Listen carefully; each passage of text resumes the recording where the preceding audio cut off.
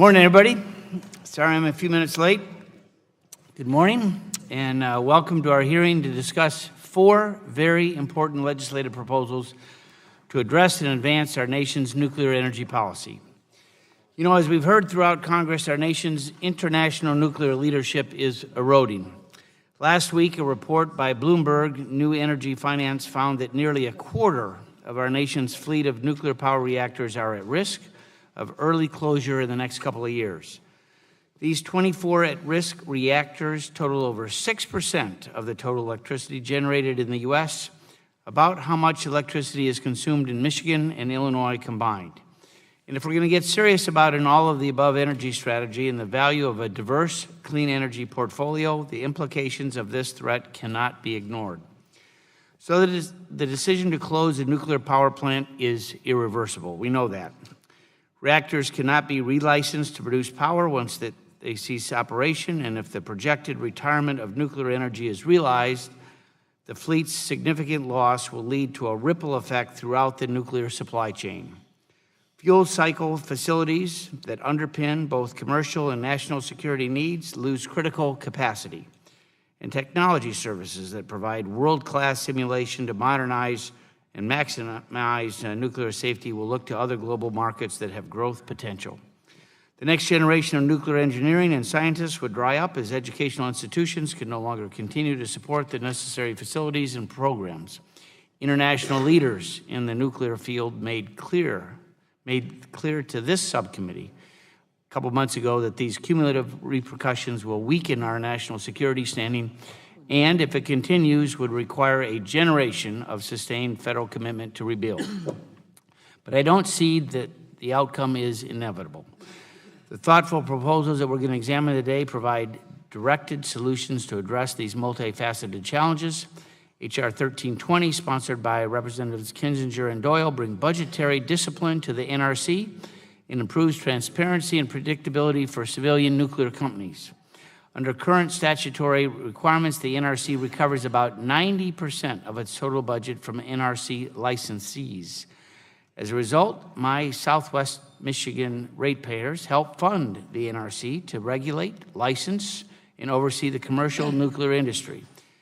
The Kinzinger-Doyle bill also lays out basic expectations that align with the NRC's established tradition of adhering to the organization's principles of good regulation.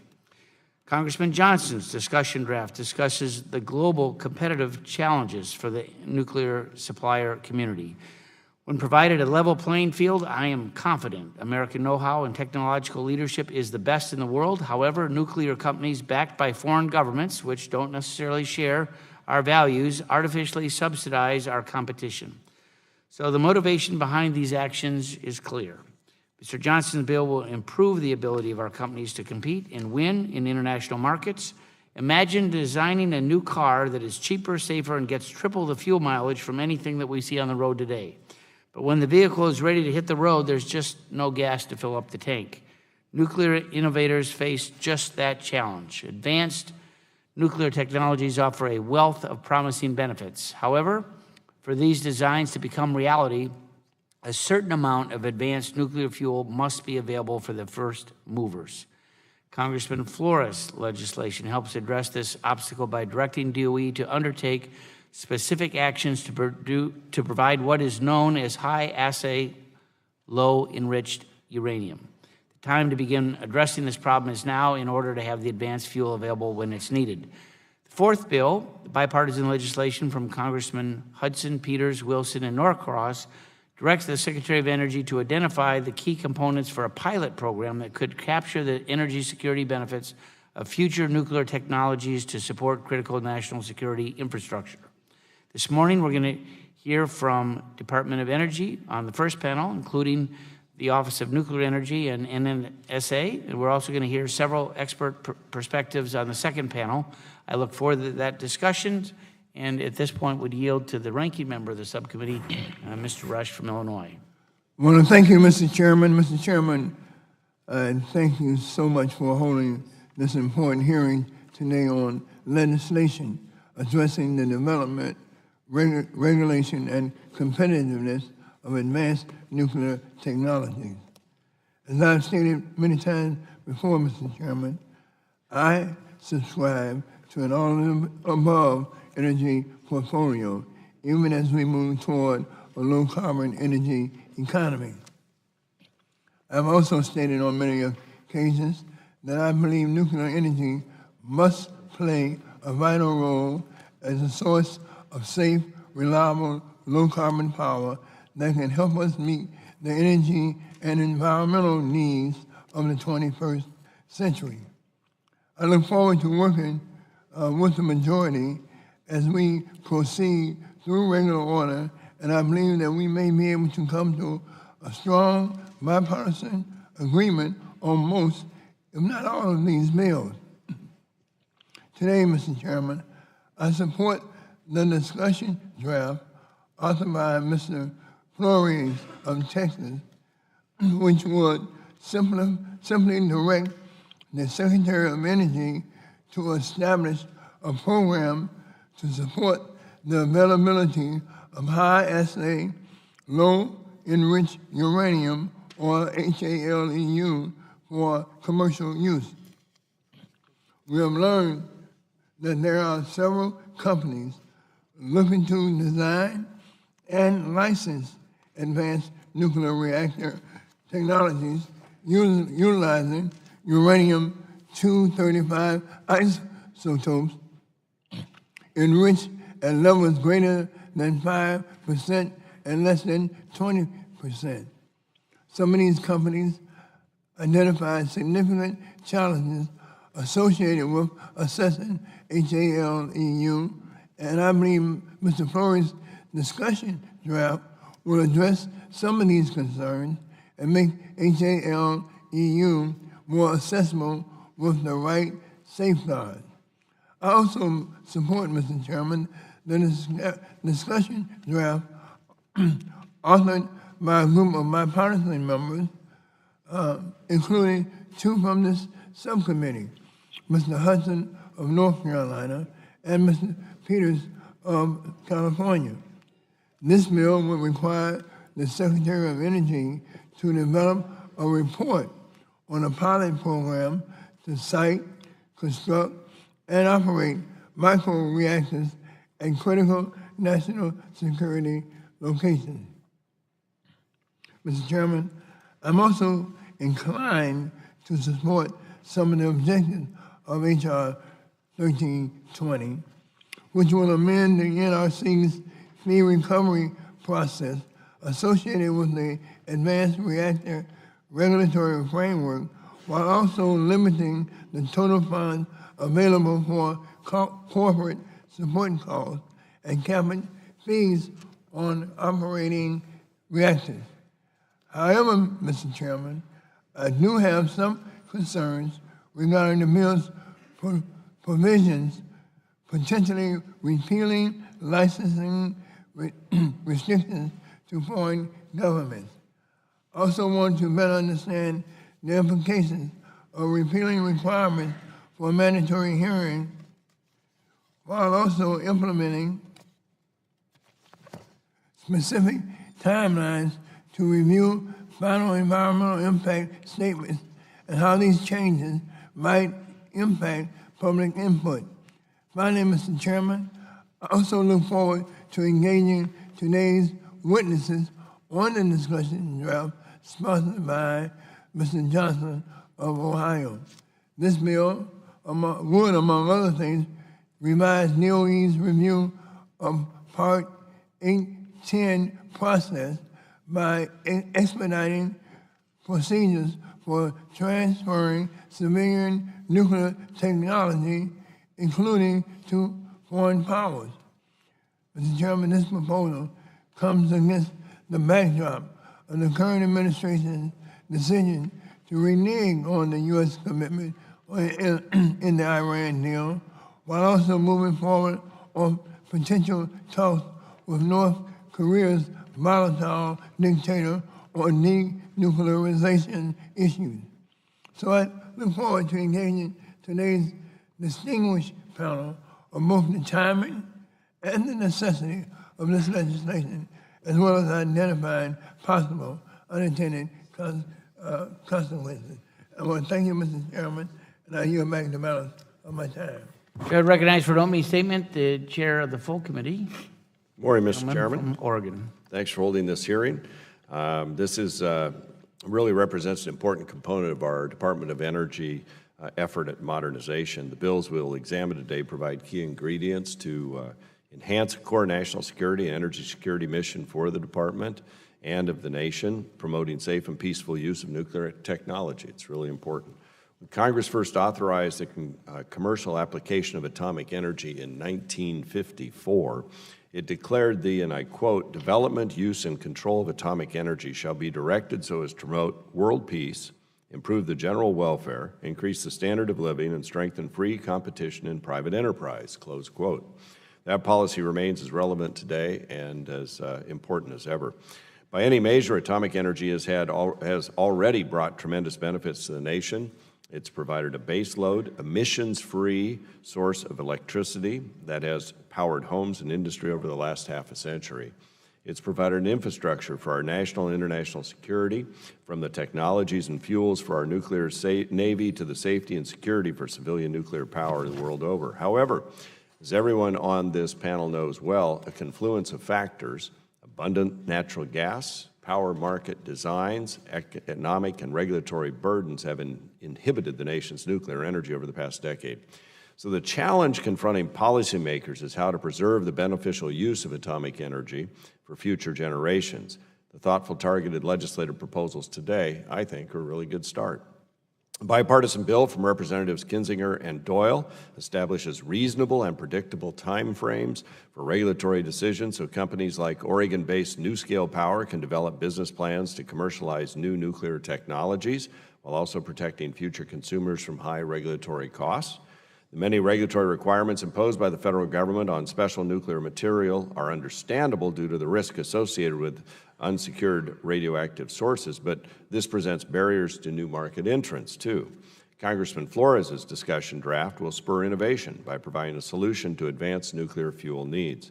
And the bipartisan discussion draft from Nnsa members Hudson and Peters and 2 members of the Armed Services Committee, Congressman Wilson and Norcross, will help identify specific national security applications to capture the benefits of transformational nuclear reactor designs.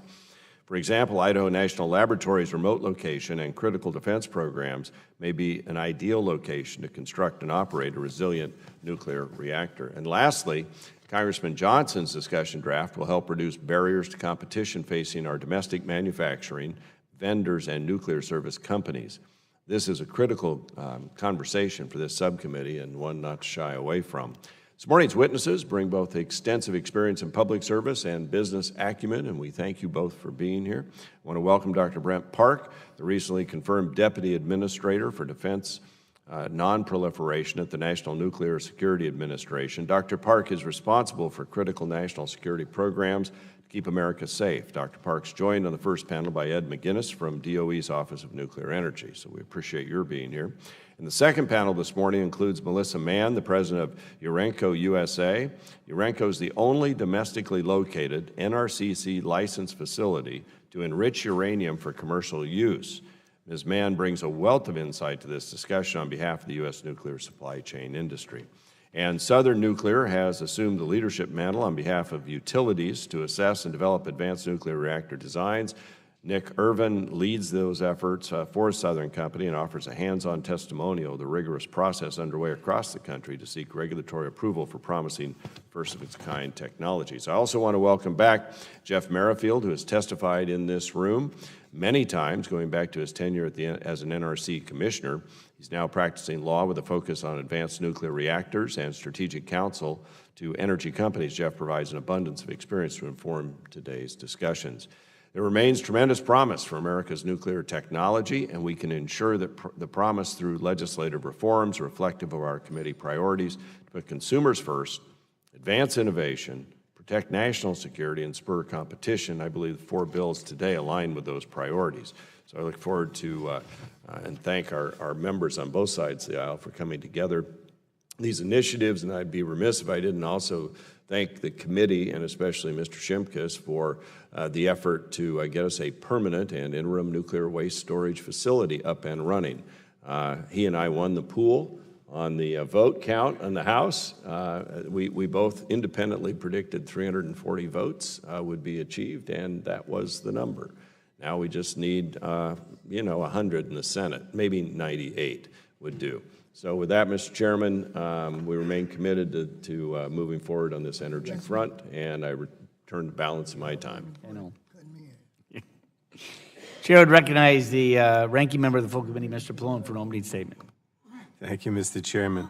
Today's hearing will examine 4 bills addressing a range of topics relating to advanced nuclear energy technologies. H.R. 1320, the Nuclear Utilization of Keynote Energy Act, introduced by Representatives Kinzinger and Doyle, builds upon a discussion draft that this subcommittee reviewed in 2016. H.R. 1320 makes several major changes to the Nuclear Regulatory Commission's budgeting process and fee structure. The bill caps corporate support costs at the Commission and puts a ceiling on the fee charged to each nuclear reactor. I appreciate the financial strain the nuclear industry is facing and the carbon-free energy it provides. However, I am concerned that these budgetary changes could arbitrarily limit the resources the NRC needs and adversely affect its ability to do its job. I also have questions about Section 7 of the bill, which sets up an expedited timeline for review of nuclear reactors at the NRC. The bill provides 24 months to complete a draft environmental impact statement and 42 months to complete the technical review process. Inflexible deadlines could jeopardize the environmental and safety review process for more complex applications. And I'm also concerned with the provision in the section that requires NRC to issue a construction permit for a nuclear facility, even if an entity has filed a formal request for a hearing objecting to the project. Stakeholders should have the chance to voice their concerns publicly before a project permit is issued. But despite my issues with those sections of the bill, I'm supportive of setting a deadline for the NRC to finish its decommissioning rulemaking and removing advanced nuclear reactor work at NRC from the fee recovery requirement. And I look forward to working with my colleagues on this bill as we move forward in the process. The committee will also review a discussion draft from Representative Johnson that makes changes to the process by which the Secretary of Energy authorizes the transfer of unclassified nuclear energy technology and assistance to foreign countries. This is known as the Part 810 process. I appreciate that this process must function well for the U.S. to remain competitive in the commercial nuclear space, but the bill establishes a 30-day time frame for the Secretary to approve the transfer of certain low-proliferation risk nuclear technologies to countries that are not nuclear weapon states. Unfortunately, President Trump has put us on the path to upend the current dynamic of nuclear weapons proliferation across the globe. The President has walked away from the Iran deal, and now Saudi Arabia has said that if Iran restarts its nuclear program, Saudi Arabia will itself pursue building nuclear weapons. And I'm uncomfortable with expediting the review process for Part 810 at a time when there's so much global uncertainty on nuclear proliferation. This is not the right time to address this issue.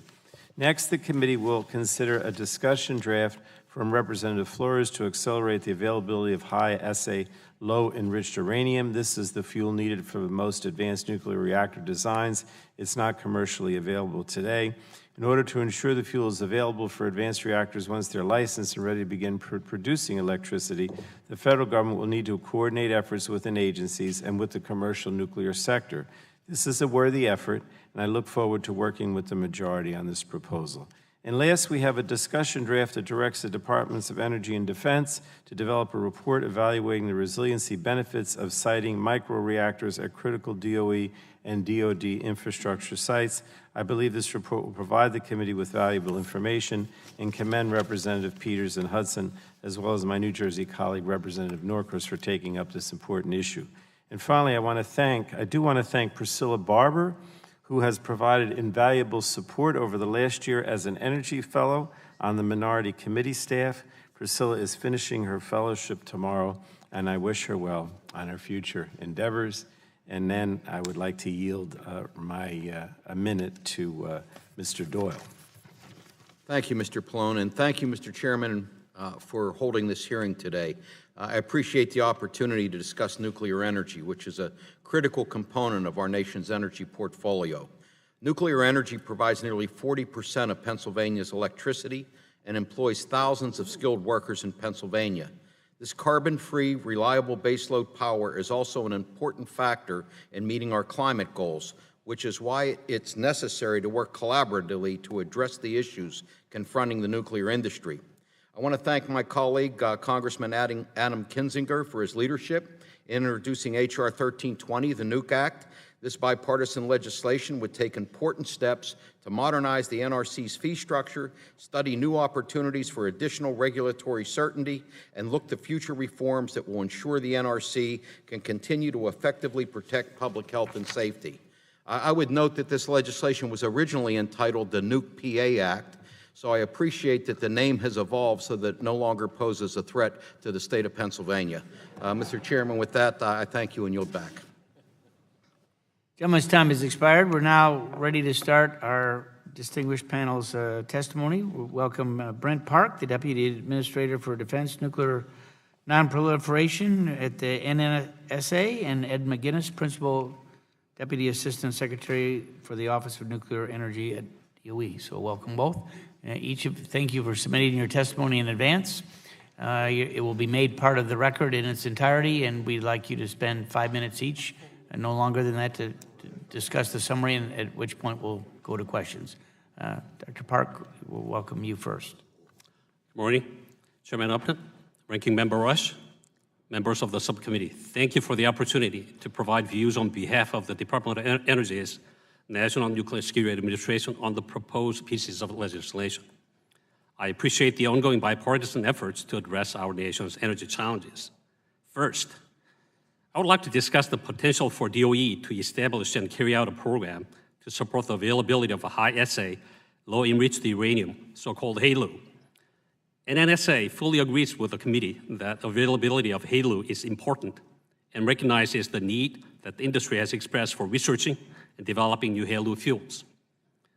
Enriched uranium is required at various levels of enrichment and forms for national security and non-proliferation missions, as well as medical isotope production.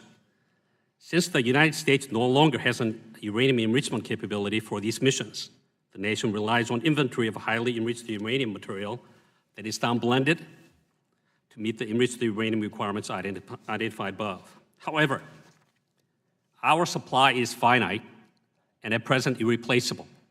Moreover, current stores of HALEU will run out in the early 2040s. To meet industry needs, Nnsa will evaluate any specific requests from industry for this material alongside Nnsa's ongoing needs for enriched uranium for defense and non-defense purposes. Nnsa supports language in the bill regarding the development of a transportation package for HALEU and exploring options to establish a domestic HALEU enrichment and production capability. Nnsa strongly supports such an enrichment capability, which we believe is essential to ensuring a long-term supply of HALEU to meet the needs of a commercial industry, research reactors, and medical isotope production.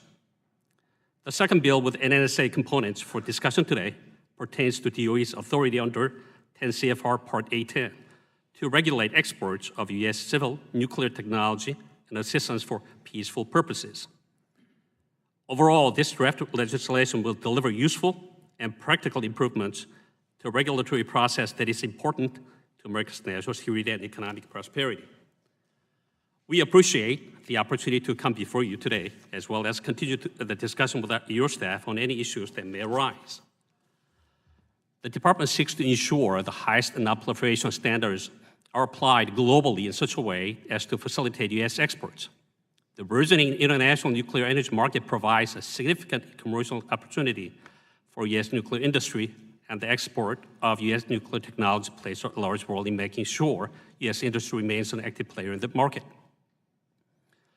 In response to feedback from U.S. industry and other stakeholders, we have taken a number of steps to simplify and update the Part A10 regulation and have implemented significant improvements in the process for reviewing export applications. In addition to the department's recent implementation of the EA10 electronic application system, the committee's legislation will further streamline the review process in general, while maintaining strong non-proliferation controls on U.S. nuclear technology. We agree that this legislation will empower the Secretary of Energy to authorize technology and assistance experts in a more expeditious manner and look forward to additional discussion with the committee. In our view, this legislation will reduce processing times for applications involving certain reactor technologies and destinations that present a low risk of nuclear proliferation, and will provide the Department with the flexibility to recommend the Secretary to delegate some authorization approvals to a lower level. Another advantage the bill provides is the requirement for DOE offices to review Part 810 applications at the same time that they are being reviewed by the interagency rather than performing these reviews sequentially. We're happy to report that the Department has already begun this process, and we're confident this is yet another step in the right direction. And Nnsa recognizes that the effective implementation of our mission is strengthened by strong partnerships with industry. And Nnsa needs these strong industry partners to resolve the critical national security issues that we face. Thank you for the opportunity to testify before you today, and I, with my staff, look forward to future discussions on this draft bill. I say I'm ready to answer any questions you may have. Thank you so much. Mr. Mcginnis. Thank you very much, Chairman Upton, Ranking Member Rush, and other members of the subcommittee.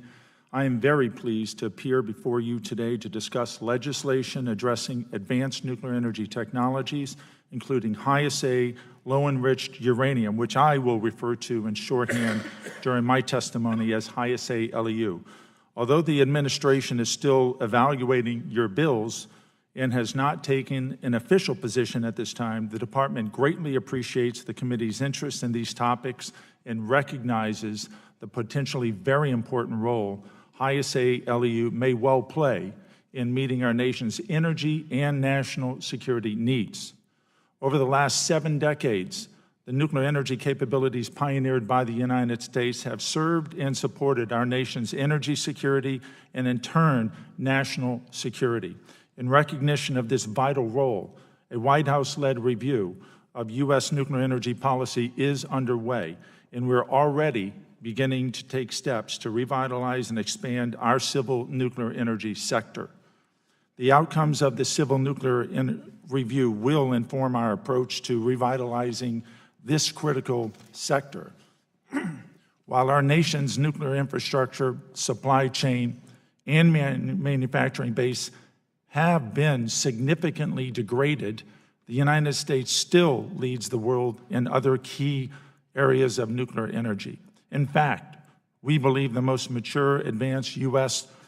designs could potentially be deployed as early as the mid to late 2020s by the private industry. This is where the need for high-assay LEU arises. Nearly all U.S. advanced non-light water reactors under development will require high-assay LEU, including advanced micro-reactors. The advanced reactor community has stressed the near-term need and importance of high-assay LEU for advanced nuclear fuel qualification testing and for potential demonstration reactors. No commercial enricher currently provides high-assay LEU. While current enrichment plants could be modified to produce high-assay LEU, it is unlikely that a commercial capability would be pursued without further indication of progress towards deployment by advanced reactor vendors. The Department recognizes the industry's concerns regarding high-assay LEU fuel, and we are taking a number of actions to support the development of high-assay LEU in the near and longer term. First, the Department is working with industry to refine its near-term R&D needs for fuel development and qualification, particularly how much material is needed, when, and in what form, and also to understand more about projections for longer-term needs. Second, we're leveraging our expertise in support of the technical aspects of commercial high-assay LEU infrastructure. The Department is aware that high-assay LEU may be needed in various fuel forms by different vendors. On the transportation side, there are no large-scale shipments of uranium enriched above 5%, and the transportation packages currently used for these smaller shipments may not support commercial-scale operations. Third, the Department is reviewing materials across the DOE complex with an eye toward materials and processing options that may support some near-term industry R&D needs.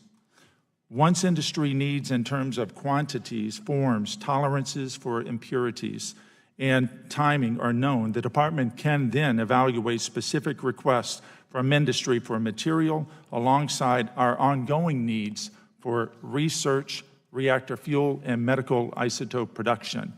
Current department mission needs are supplied from our finite and diminishing supply of high-enriched uranium.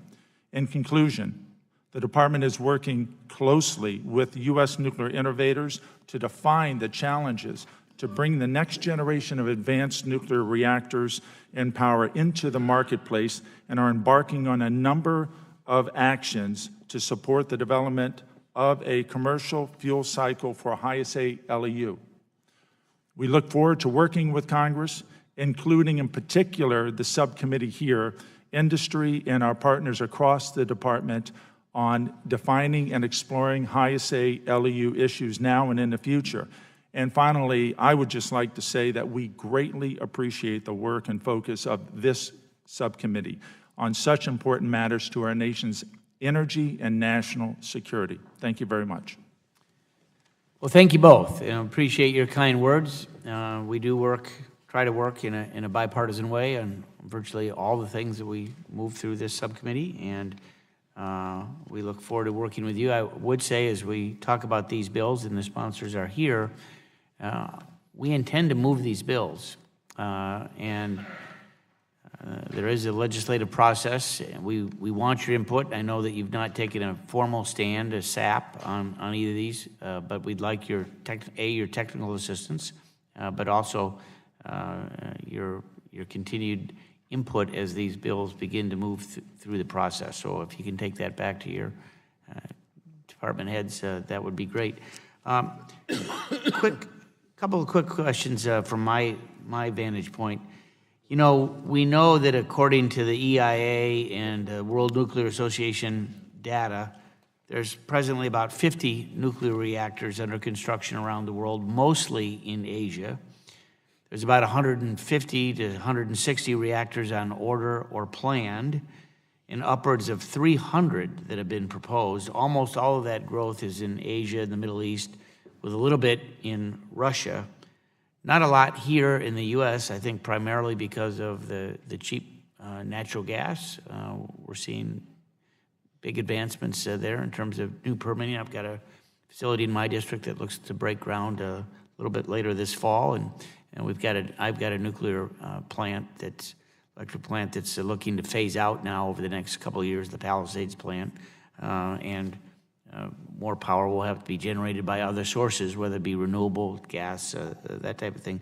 So as the U.S. companies are competing primarily with China, Russia, France, South Korea, if we're unable to successfully compete and are excluded from those emerging markets, including the Middle East, will the dominance of China, Russia in these markets be beneficial to international nuclear security, non-proliferation, and nuclear safety? How will that all fit as we lose probably our leading role as we see the number of domestic facilities here in the U.S. actually be reduced without any real plans to finish construction? The new plants won't make up for the ones that are being taken offline. How does that work with what's happening internationally? Thank you. First of all, I agree with your assessment that the U.S. needs to reclaim the leadership clearly. There was no question in your statement. And how we go about doing that is what's on the table for us to discuss. I think we're taking your leadership and guidance from this committee to make sure we streamline many of these approval processes and so on. But we need to do better. I acknowledge that. And in terms of actually not playing in the theaters that you just talked about, many dozens of nuclear reactors being built and being designed and so on, we need to get into that world as quickly as possible. And we're working closely with any other sectors to make sure we have a competitive edge. Again, as a nuclear physicist, I'm happy to share with you, we actually have the edge on the nuclear technologies, on the science and technology side. We just need to better transfer these proven technologies in a safe, secure, in a safeguarded format So we're doing our very best at the moment. Mr. Mcginnis, do you have any additional? Thank you very much. I would say that the implications to the United States trending out of its nuclear leadership role, which most of the DNA still today around the world in nuclear technologies is from the United States and some great innovators. If we continue with this trend and if we don't find a way to revector into a sustainable growth potential, it goes far beyond electricity. Resiliency is really important, but when it comes to the global competitive strategic state of play in nuclear with Russia and China, the implications go directly into our national security interest and not just our energy security interest. So it is vital that we begin building again. We've had an extraordinary run of our fleet, which is by far the most efficiently run in the world, and we still lead as the greatest innovators. We know how to disrupt and innovate like other industries we're witnessing in aerospace and others in the United States. Frankly, our competitors hoping that we don't find and tap that innovation in this moment for nuclear. I strongly believe we're at that point where we're in the process of disrupting the market, innovating right now. And so we have a great opportunity, and I want to say in large part because of the really unprecedented, I would say, in my career, bipartisan support from Congress, including such as reflected in this subcommittee. So thank you. And before I yield to my friend, Mr. Rush, I want to insert into the record a report from the Atlantic Council titled U.S. Nuclear Power Leadership and the Chinese and Russian Challenge. And without objections to ordered, I yield to my friend, the gentleman from Illinois, for 5 minutes. I want to thank you, Mr. Chairman. Dr. Park, you noted Secretary Perry's December 2017 letter to the subcommittee detailing the agency's commitment to reducing processing time for applications under Part 810.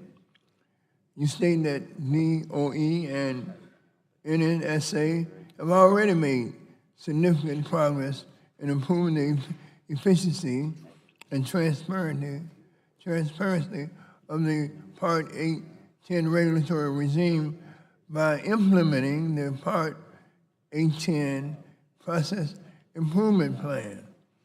These improvements have helped to reduce the average processing time for requests under Part 810 from a high of more than 18 months to approximately 12 months. In light of this process improvement plan, do you see a need for legislation such as the discussion draft that is before us today that will amend the Atomic Energy Act to improve the process for authorizing the transfer of civilian nuclear commerce technology and assistance? And does this bill overlap with aspects of the improvement plan? First of all, I do really need to acknowledge the committee's help and guidance, by the way. It's in concert with this committee that we have been developing PIP, Performance Improvement Plan. We actually have implemented many of your guidance in our planning, by the way. For example, as we are developing EA10, for example, your example, we actually, I think we shared with your staff that we are doing parallel processing. This is only an example, by the way. Instead of waiting for State Department to wait for a country assurance on non-proliferation requirements, we actually do a parallel processing, number one. Number two, as it turns out, that many of the things that we used to do in paper form, the industry partners that did not know what kind of progress that they were making with us.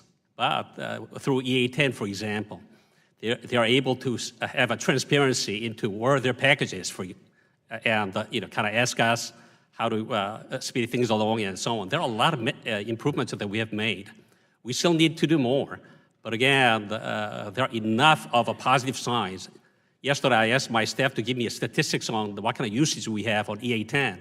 I'm happy to report to the committee that the improvement, the usage it has gone up substantially from last year to this year. And on month-by-month roll-up, compared to 2017, 2018, usage of E10 is 50% higher. It's too early to tell whether this will really seal the deal in terms of expediting the approval process and so on and so forth. But so far, indicators are that we are making a positive difference, and we are training the industry partners so they know how to work with us. So these are all the improvements that we're realizing. So will the proposed legislation, will that enhance your ability or will that detract from your ability? So I don't think I could comment on whether that they would help or whatever, but I appreciate the fact that there are many useful guidelines out of this committee, so we'll look for ways to work with your committee. Thank you. I want to ask you another question. In your written statement, you state that the Advanced Nuclear Fuel Availability Act, as written, may be redundant to existing requirements and initiatives currently being conducted at the agency. You also note that allowing a consortium that includes industry members to determine who can purchase HALEU from the department may present conflicts of interest or an unfair advantage to certain players in the emerging market. Can you briefly discuss both the redundancies that are found in this bill in regards to your current practice? Also, what recommendations would you suggest to help avoid the appearance of conflicts of interest or unfair advantage with industry members helping to decide who can purchase HALEU? So appreciate your thoughtful question. As it turns out, I would not look at the word redundancy as a negative word. The fact that we actually have been working with your staff, this committee, for quite some time, we've been implementing the redundancy. The word would come in the form of, we heard you already. And if the bill actually incorporates these guidelines, we're happy to absorb and follow the guidelines. But we've been doing quite a bit already in the form of, we're actually working with NE and other parts within DOE to collect the requirements from industry partners. We have some rough numbers that we got, but again, we are actually incorporating that into our projections. As I shared with you in my oral testimony, our supply would run out in early 2040s. So we are required to update our projection as we collect the information from industry partners or other players. So to that extent, redundancy is not a bad word, number one. Number two, if that helps you. I get your point. Yeah. Gentleman's time expired. Mr. Barton.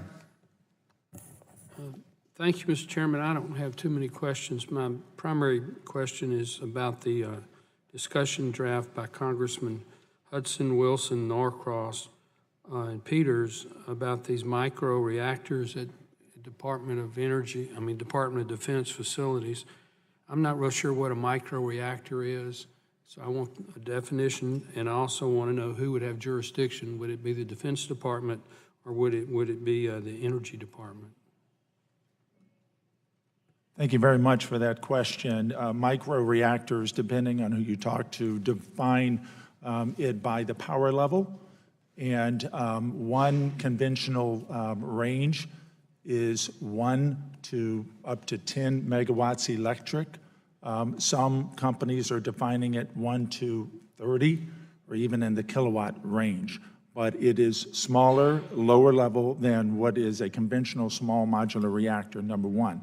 Number two, this is a very interesting emerging technical sector that we're witnessing right now in the United States with regards to micro reactors. There are a number of exciting designs and companies in different parts of the United States, some of which we are working with at the Department of Energy on supporting an appropriate technical role early stage on supporting the proving out of these micro reactors. In fact, we have an MOU with one such micro reactor where they're targeting 2021 to have the first demonstration built at Idaho National Lab, just to give you a sense of how fast this is moving. These micro reactors, the key to know about this from a fuel supply is they virtually all require high HALEU.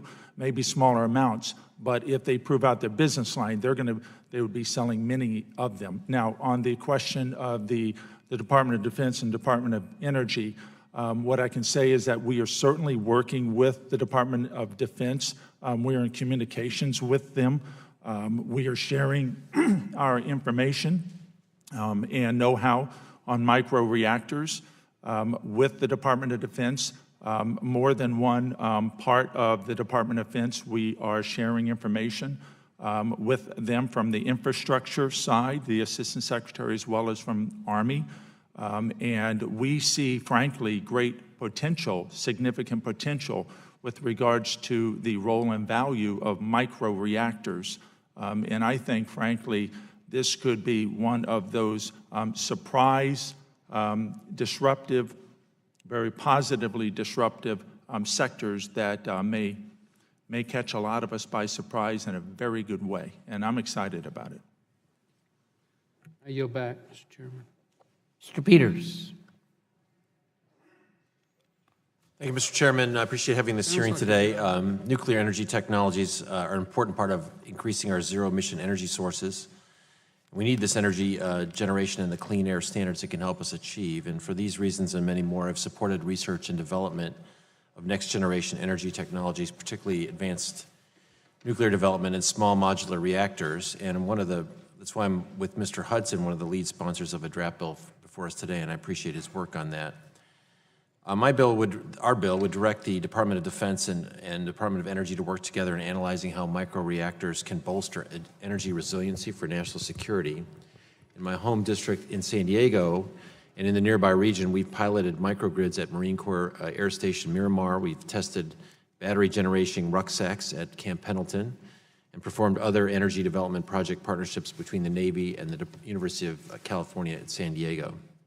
The DoD has been a willing and helpful partner in testing clean and innovative energy sources.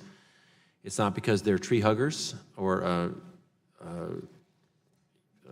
doctrinaire environmentalists, but from their perspective, energy resilience is a life and death question.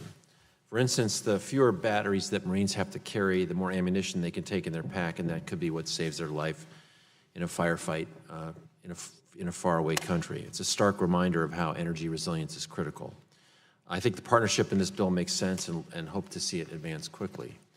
To Mr. Mcginnis, I had a question about research funding. I am an advocate for early stage innovation and research support from the federal government.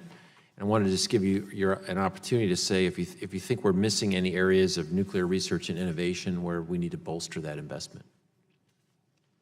Thank you very much.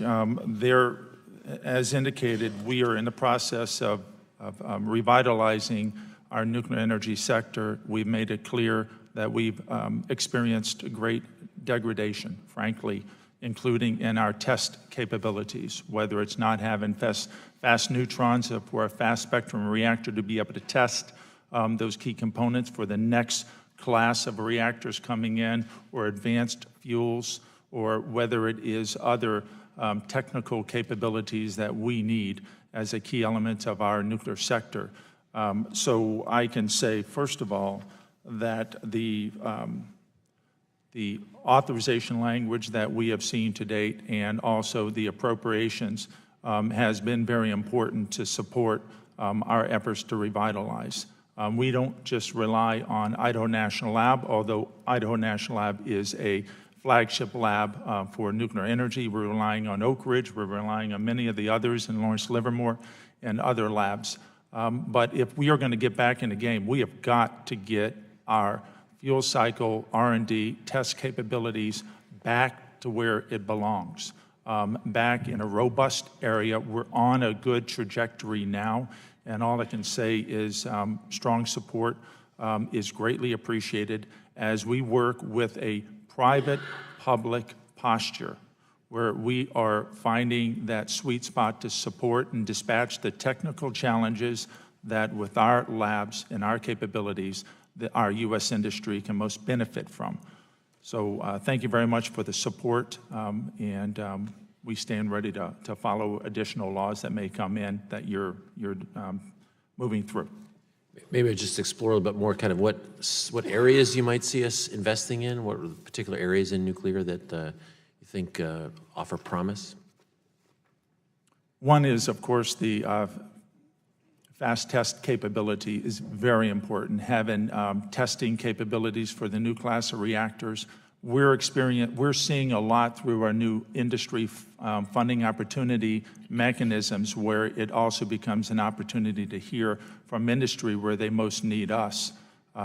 Whether it's testing, whether it is benchmarking data, simulation, modeling and simulation, even supporting the NRC with our modeling and simulation and supporting their development of advanced guidelines.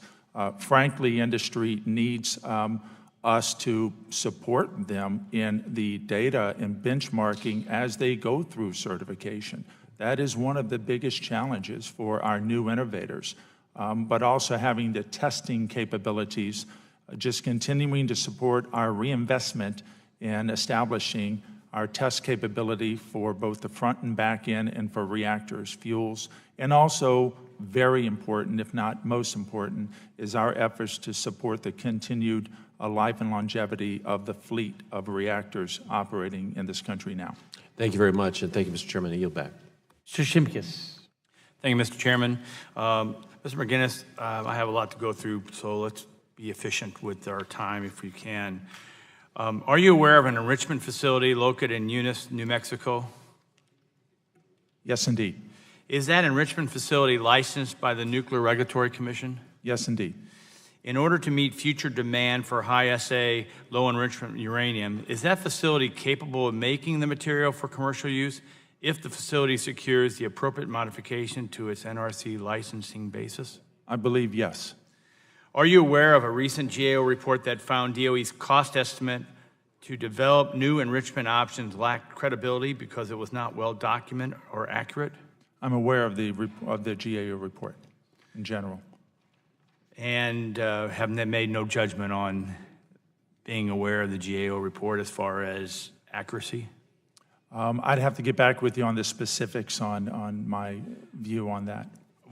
It's just important because as we go forward, if GAO's analysis is not accurate, then we don't want to do our basis of decision-making on that fact. Based on the availability of the U.S. enrichment capabilities for commercial use, would you agree that the U.S. government does not need to spend billions of dollars of non-defense money to subsidize government-backed competition to an existing operational facility? I certainly don't support subsidies, but I think it's premature to say whether there would be a need for a second supply for enrichment. I can tell you that some companies have come to me strongly encouraging the support of at least 2 suppliers to have good, robust competition and pricing. Notwithstanding, though, we're very fortunate and very thankful for having that top world-class facility in New Mexico in the form of LES. But the question is whether, and I'm just basing it on what we're hearing from certain industry, whether that is the final end state if they end up establishing a cascade for a high-SA LEU, or do you want to get to the point where you have a couple of suppliers, such as in the fuel fabrication business, where you have pretty strong competition and pretty good pricing because of that competition? Well, you know, other pricing debates that we've had in the other realm of fuel. So also we really want to be cautious about in the time of fiscal constraint. I do believe in competition. I do believe that drives that through, but we have dealt with government subsidization of helping infrastructure to move to markets that weren't existing. It's saying that they needed competition, but there was no business plan or model for that. So again, I'm just raising some concerns. Dr. Park, if the United States funds a government-sponsored facility to support both defense and non-defense purposes, would you be concerned that this could send conflicting messages to the international community about developing dual-purpose fuel cycle facilities? So U.S. actually has made a commitment to international partners. For example, when they downgrade from HU to lower level LEU, we would provide the fuels because it is actually the right thing for us to do to minimize the risks of HU falling into wrong hands. So we need to follow through on those commitments. And we also follow through on the medical isotope production efforts and so on. And the first example that I use is high-performance reactors that require the use of HU and so on. So there are different examples, but to answer your question, it actually depends on case by case. We need to actually analyze the benefits and risks and then make appropriate recommendations. So I don't think we could provide you a general overall response, this is what we're going to do. It really depends on who the players are, who our partners are, and so on, and other considerations that we need to fold in.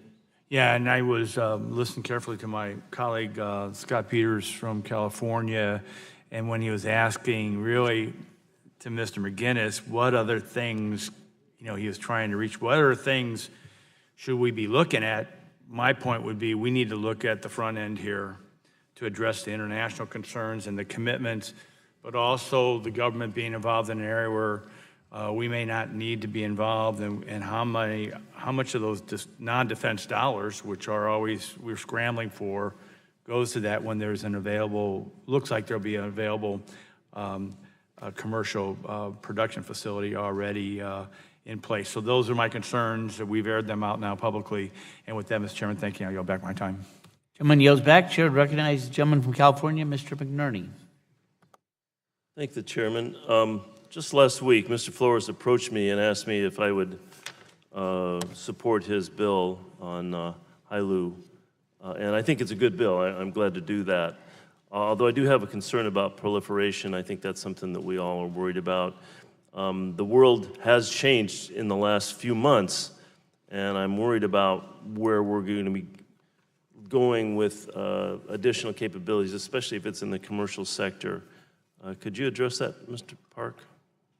At the highest level. But again, your concern is shared by everybody in this room and throughout the government system. And but again, we have not relaxed reviews and assessments of how we share our nuclear technologies with our partners, international partners, and so on. And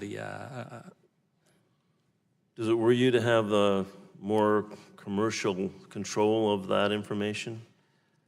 From my perspective, obviously Ed Mcginnis would actually should chime in. But again, as the person responsible for ensuring the safeguards aspect of sharing the nuclear technologies,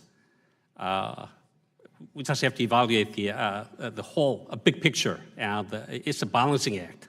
Sure. We cannot delay forever. We cannot expedite without actually doing the right analysis, so we know what the risks are, and we need to mitigate those. And it requires a country-to-country partnership. And what we are actually concerned about is more of with the technologies that we share with the country A could be sent to somewhere else without our knowing. And so safeguards is not one-to-one. Right. It's actually one of many that we have to worry about. So that's where my guys come in to do very careful analysis, working with the State Department and other interagency partners. Mr. Mcginnis, do you see SMRs and micro reactors becoming prominent in the next decade or two? Yes, very possibly I do. And they offer many attributes that one does not see in the current class of reactors, from far more passive safety aspects. Some of these reactors are designed to safely shut down even in the event of a complete loss of power indefinitely or a complete loss of coolant.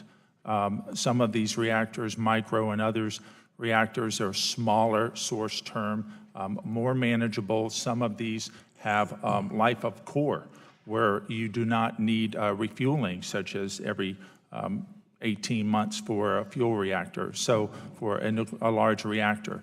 But with respect to international, I would just like to make one thing very clear in my view. I've worked international as a Deputy Assistant Secretary for 11 years. There is no other country on this planet that has a higher standard, more stringent standard on non-proliferation and safety than us. I can assure you the Russians, the Chinese, and the others, they do not insist on the level of non-pro and safety, even in our current 123 and our Part A10 process and the others. And we're very proud of it, and I think you'll hear the U.S. industry continue to say that is a key aspect of our product, that we bring the safest products and with the highest levels of non-proliferation. Well, I think the SMR promise is good, and I'm looking forward to seeing that realized in our country. And I recognize, along with everyone here, I think that the industry is struggling at the moment. But how do we make it easier for the industry to prosper without harming the NRC's ability to regulate effectively? Yes, indeed, that's the question. In my view, we want the most efficient process for the regulatory reviews, and we want the least costly, but in a manner that does not compromise in any way, shape, or form the current standard of safety. That's our objective. The Department of Energy is ready. We made it clear with the NRC, and we continue to do it. Make all of our capabilities, modeling and simulation and testing available to help them and help the vendors go through this process. Thank you. I'll yield back, Mr. Chairman. Mr. McKinley. Thank you, Mr. Chairman. Not long ago, the Defense Science Board put out a report that said our grid system, our national grid system, is fragile, vulnerable, and near its capacity. And as a result of that, or perhaps influenced by that, DOD has been expressing more and more of an interest in using small nuclear reactors, much like maybe Barton was talking about these micro reactors on plant or on bases so that they could be islands of independence from the grid. Kind of fascinating concept with that. Do either of you agree with the Defense Science Board, with their conclusion? Because we've been having quite a few hearings about this grid reliability, about reliability and resilience. Do you agree with their findings that there are problems with with reliability and resilience? I agree that resiliency is a huge issue, and it is only going to get more challenging if we don't get new baseload plants coming in, including nuclear. I would also say there's still no other energy source on the planet that compares to the attributes of nuclear power. Clean, baseload, no refueling for at least 18 months. The new SMRs coming in, they could possibly go 4 years or longer. With regards to resiliency and micro reactors and the 2016 Defense Science Board, we think it certainly, well, we see that it is driving the Department of Defense in evaluating their options with micro reactors now for that very purpose of resiliency. Obviously, resiliency. If I could on that, I might disagree slightly with you on that, and that is your own department, with DOE has come out with his own report saying that actually to improve reliability and resilience, it's nuclear and coal because of the storage capabilities of on-site storage and the lack of interruption of supply. So I'll just conclude. You're saying you share that concern. Oh, yes, so indeed. And let me go to the next issue that it's a little bit more sensitive to this. Because I'm fascinated with the nuclear industry. We don't have any plants in West Virginia, but we did have Shippingport that was not very far from where I live and in my district. But not long ago, it was just last October, The Hill came out with a report that talked about how Russia's Putin was trying to influence and get involved and take more influence, control over our atomic energy business in the United States.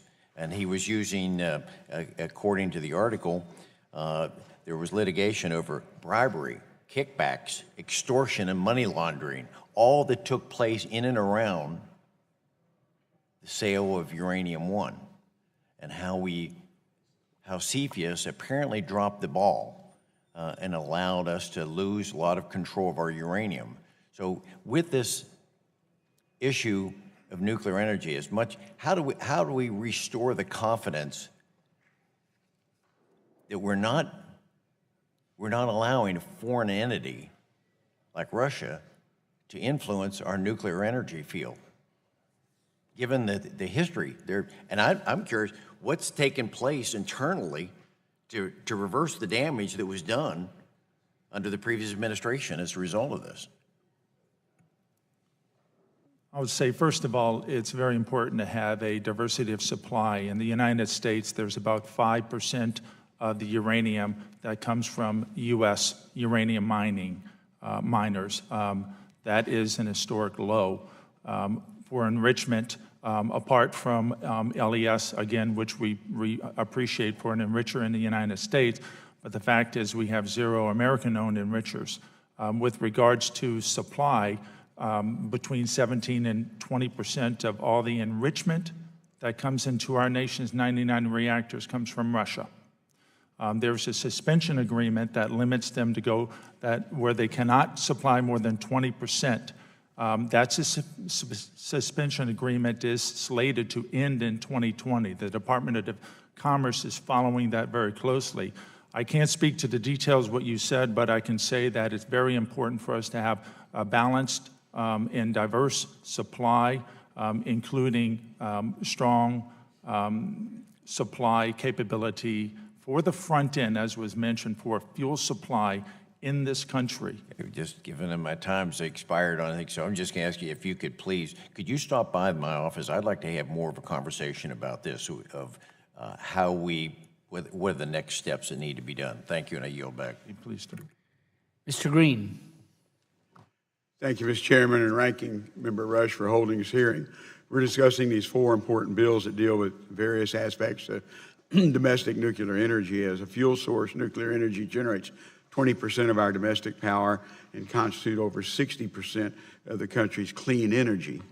While renewables have grown by leaps and bounds in recent years, I think it's important to remember that nuclear generation is the original environmental friendly source of power generation.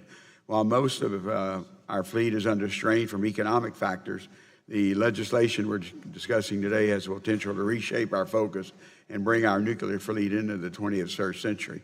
I particularly want to thank my friend Congressman Doyle for working on language to address the burden that our NRC fee structure places on plants.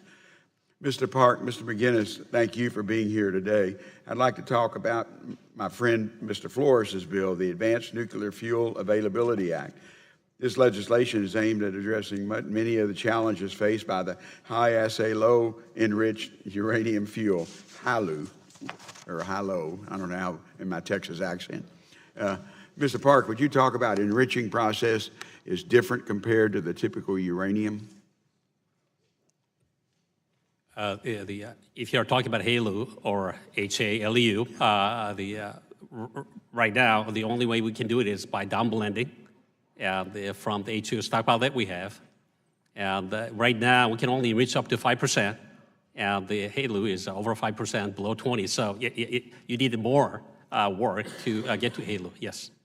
In 2016, the Office of Defense Programs began working to establish domestic uranium enrichment capability in time to establish a supply of LEU for tritium production. What is the current domestic capacity for this production, and what do you expect the DOE capacity to be going forward when it becomes the HALEU?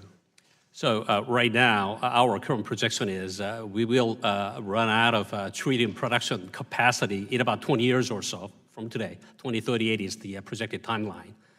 So we are actually in the Office of Defense Programs at Nnsa is in the process of looking at the options to see if we can actually produce our own enriched uranium for tritium production.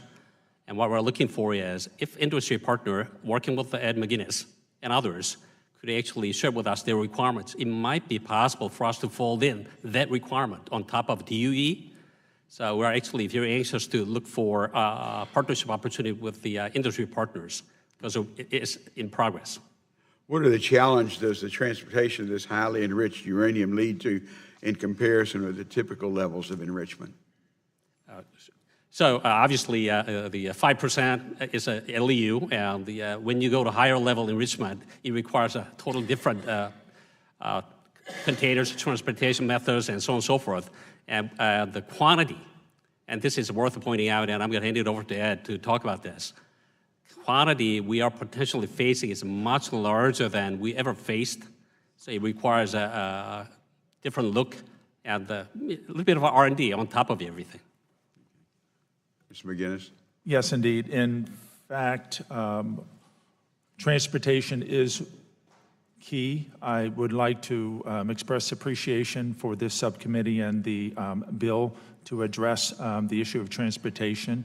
I think it is very timely to look at it now. We need to plan in advance to support hopefully a successful advanced reactor fleet coming in through the pipeline with new high enriched or high, say, LEU fuel. As Dr. Park said, right now, we are relying on a limited and ever decreasing supply of high enriched uranium. Ultimately, there are a couple of additional pathways. One can secure that supply, and the most traditional way is through enrichment. And as Dr. Park said, the Department of, the Nnsa side of the Department of Energy is looking at it from defense requirements primarily and tritium production. So that timeline, I would suggest, and this is part of the challenge, we may have a much earlier timeline in the commercial sector, maybe as soon as I indicated, mid-2020s, where the commercial sector will need high-assay LEU. When you get that, you also not just need enrichment cascades, but you're going to need conversion, you're going to need fabrication, you're going to need actually new NRC licensed packages, transportation packages. So there's quite a lot to be done. One last question. Do you think the draft legislation addresses these challenges? I would say that I appreciate the focus. We do believe that it addresses the challenges, and we stand ready to work with the subcommittee. Pretty sneaky getting that last question in there. So the gentleman now recognizes the gentleman from Illinois, one of the authors of the piece of legislation, Mr. Kinzinger, for 5 minutes. Thank you, Mr. Chairman, and thanks for your leadership on this issue as well, and thanks for holding today's hearing. As many of you know, my district's home to 4 nuclear power plants, and I continue to be deeply concerned that we're ceding U.S. global leadership in the nuclear space. I introduced H.R. 1320, the Nuke Act, with Congressman Doyle to make common sense reforms to the NRC recovery structure, fee recovery structure, and I'm pleased to see it included. I still like Nuke PA, but in the spirit of our founding fathers and compromise, I was happy to relent on that. Section 2 of Congressman Johnson's bill requires the Secretary of Energy to report on all legal, regulatory, and commercial barriers imposed on our domestic nuclear industry. Compare those to our foreign competitors and recommend ways to improve our global competitiveness. Dr. Park, as part of your confirmation process, you stated that you would continue to work with American companies so that they may engage in civil nuclear commerce around the world. Based on your previous experience, as well as your initial impressions leading NNSA's Defense Nuclear Proliferation Office, have you identified some of the actions that inhibit competitiveness of the U.S. nuclear industry?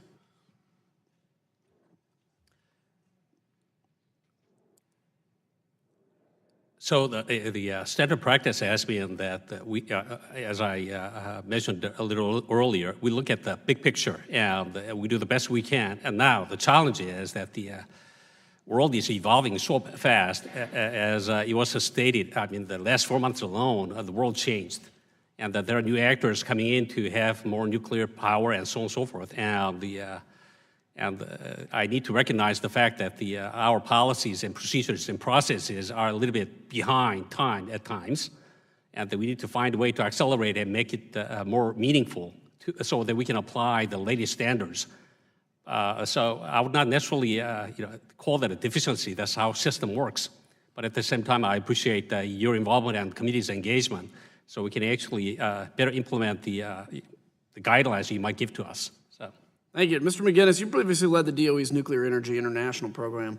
Would you offer some preliminary observations about how our foreign competition, specifically the Russians and the Chinese, use state-backed resources to strategically use their civilian nuclear programs and undercut our interest? Indeed, they do, and they use the full breadth of resources that they can draw on from their respective governments. I've seen it firsthand with the Rosatom in Russia and the big 3 utilities in China. The competition, one cannot overstate how foreboding and how challenging it is for American companies to compete against states. That's the fact. They bring financing, they bring deep offers for training, for resources, in many other areas. We are working really hard to try and support in our own. Let me back up and say, what we don't want to do is try and compete and be seen like a Russian company, like a Chinese company.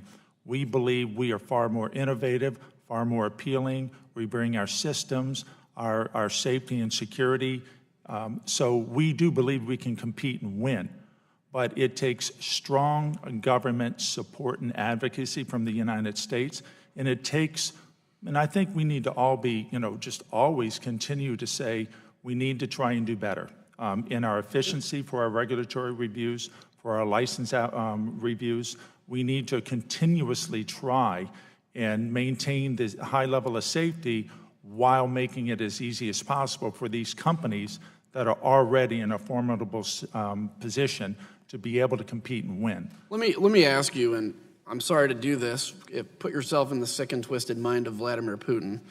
What would be the reason you would want government support for the nuclear industry? What is your 10 or 20-year goal in that? What do you want to see a world that looks like X? Well, in just my own opinion, again, having worked with Rosatom employees for quite some time in a competitive way, first of all, they want to dominate the nuclear sector. I don't think, at least my colleagues, I've had difficulty with my Russian company colleagues seeing the virtue of competition. It's more of a monopoly objective. But let me ask you more specifically. Do you think Vladimir Putin looks at this as an economic benefit to his country or a national security benefit and ability to spread influence on Russian? So my first point was economically or sectoral-wide dominating as much as possible, but strategically nuclear energy goes well beyond, certainly in foreign countries, well beyond just electricity on the grid. So when one wins a commercial nuclear deal for a reactor, it's a 100-year relationship. It is a unique leverage point one has with those foreign countries, and it is frankly coveted by our competitors from a strategic perspective. Thank you. And thanks, Mr. Chairman. I yield back. Gentleman's time expired. Chair, now recognize the gentleman from Pennsylvania, Mr. Doyle, for 5 minutes. Thank you, Mr. Chairman. Dr. Park, I appreciate the Department's commitment to streamlining the processing times to export nuclear-related goods under the Part 810 process. International markets represent a critical opportunity for domestic nuclear companies and their suppliers, and the ability to export these products remains important for U.S. companies. These opportunities can mean hundreds, even thousands of jobs for hardworking Americans. My question is, how is the NNSA working with other agencies to ensure that this trade can continue to support American jobs without violating the NDAA review requirements and without posing a threat to national security? And more specifically, can you provide more information on the agency's overall strategy with regards to exports to China? So when it comes to China, there is a very specific requirement under NDAA 2016 that requires ODNI review, and it gets very difficult. So I'd be more than happy to provide additional information. But when it comes to NNSA doing its job to help accelerate the appropriate sharing, peaceful use of the nuclear technologies and so on, I think with this committee's help and assistance and guidance, I think we got the right frame of mind in terms of what we can do. For example, as I stated earlier, there's parallel processing. In other words, we don't wait for State Department to get the country insurance on safeguards. We actually do the processing as if that's a done deal, and we converge at the end. So instead of doing things in serial or the sequential manner, we do things in parallel. At the same time, this new EA10 process that we have adopted that you encouraged us to pursue is putting more what I call transparency to all the users, by the way. They know where their package is. It's actually worth repeating a couple more times because instead of in the past, they didn't know where their package was in the approval process, but now they can actually call us. There are some good stories that my staff have been sharing with me, for example. You know, a couple of them got to know how to use the A10 system. It took them a while, but now they're thanking the program managers that are sitting in the back for their help because they can actually move things along much faster than ever before. And these are repeat users that we're talking about. And I'm happy to report to you again, we roughly have a 15% of the users from the commercial sector using our A10. I think that number would grow. And so there's a really good sign with the A10 process. And again, I need to caution all of us, you know, much of the delay does not come from our side, but again, we have to wait for country assurances through the State Department, and sometimes that takes a year or more. So that's... Right. I would appreciate you corresponding with our office. We'd like to get a better sense of the strategy with regards to China.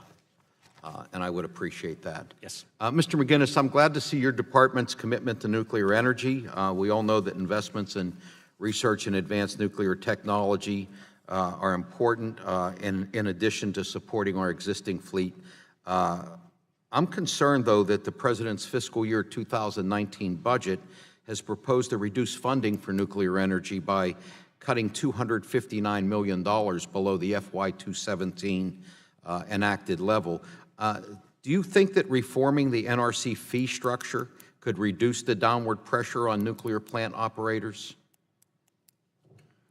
With regards to thank you very much for the question. Now, I respectfully would need to defer to the NRC as an independent agency on the fee structure, but I will say overall, obviously, as I indicated earlier, the fees are a significant factor in many U.S. companies attempting to get their technologies licensed and their operation license received. So it is a very significant factor, and so we certainly support the most efficient, least costly pathway with the highest standard of safety that makes us world-class products that we had to provide. So let me ask you this too. I do think that energy markets currently consider the carbon-free attributes of nuclear energy, and we've seen state policies that take these attributes into account. And I want to, do you support states' ability to properly account for these attributes? we certainly respect the state's decisions to decide how to do that. That is the state's rights. And so we approach it from a resiliency perspective, trying to address the structural issues that, frankly, at times don't price the value of resiliency. But with regards to states, certainly we respect that approach to support their electricity sources. Thank you. I yield back, Mr. Chairman. Mr. Long. Thank you, Mr. Chairman. Mr. Mcginnis and Dr. Park, I've got a question for both of you. Dr. Lyman's testimony suggests that any country that has access to light water reactor technology is just a step away from becoming a nuclear weapons state. However, his testimony neglects to mention the International Atomic Energy Agency and the international safeguards that are in place in addition to the U.S.'s capabilities to monitor nuclear fuel cycle programs around the world. Would you please describe the respective roles of NNSA and the Office of Nuclear Energy in supporting the IAEA's programs? So yes, NNSA does work closely with IAEA. In fact, we provide much of the technologies to IAEA and train them. And in terms of light water reactor and so on and so forth, any nuclear technology that actually produces plutonium, we care about, we worry about, and there are no exceptions.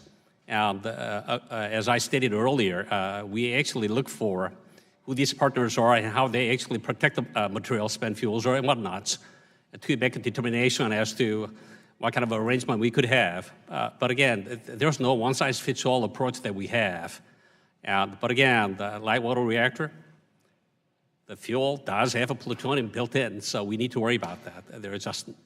We cannot ignore that aspect. Mr. Mcginnis? Yes, the Office of Nuclear Energy also works closely with the IAEA and also the NNSA, and we do commit a significant amount of funds for that work, including for safeguards and security and safety ultimately, both directly and indirectly. I would say one other point, and this is, my view, is just reality. We have these large state-owned suppliers. They are going to provide the choice if we don't provide an option to foreign countries that are considering nuclear energy. If we just say no, then they will very likely still proceed. And they will just proceed with another supplier with a lower level of safety and security. And we will also have lost a great number of other benefits, including a 100-year relationship with the highest standard of safety and security. Again, for both of you, can you briefly describe the U.S. programs to track and identify emerging international nuclear programs?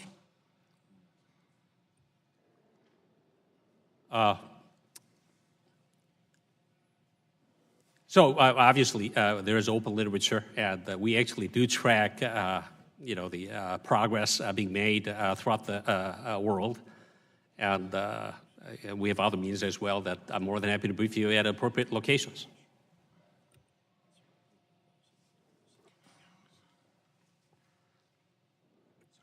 And we do participate in the materials tracking within the department, within Nnsa playing a lead role. Well, would you agree with Mr. Lyman's assertion that any country that has access to nuclear energy can easily develop a nuclear weapons program, presumably without the international community's knowledge? So, as a physicist, is a possibility, yes. Is it likely? It's very difficult. Especially at what we call production scale.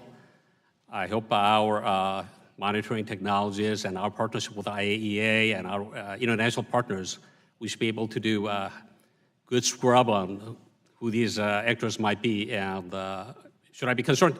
Of course.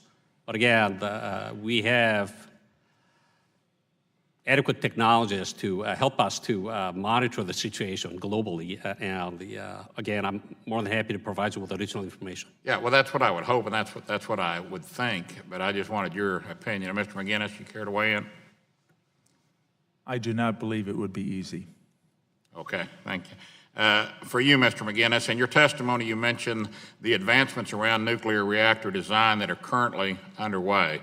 Can you talk a little bit about these technologies and, if proven to work, how they can help revitalize our nuclear energy sector?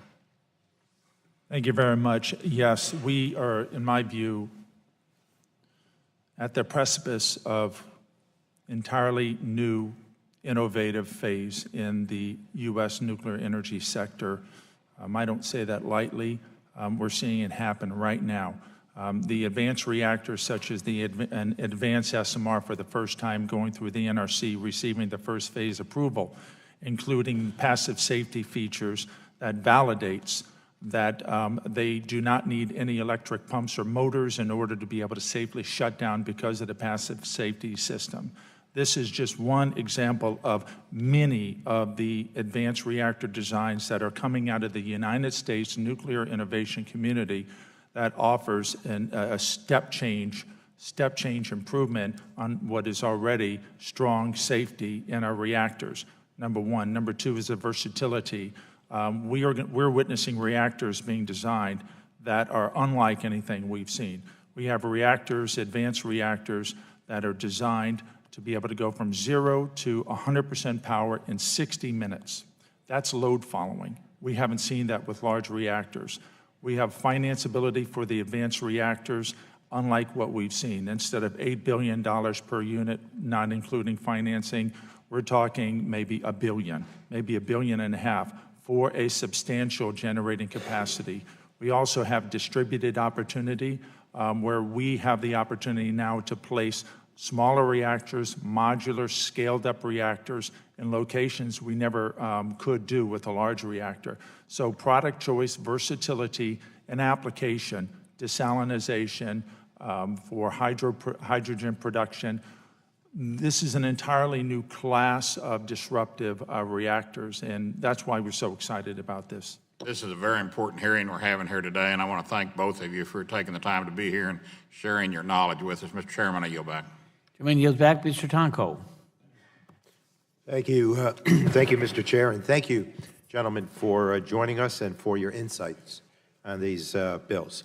Administrator Park, Dr. Park, I have a few questions on the discussion draft that addresses the Part 810 process. It's my understanding that Section 3 would expedite the review process for, and I quote, low proliferation risk reactor technologies. However, I do not believe that these technologies are defined in the draft.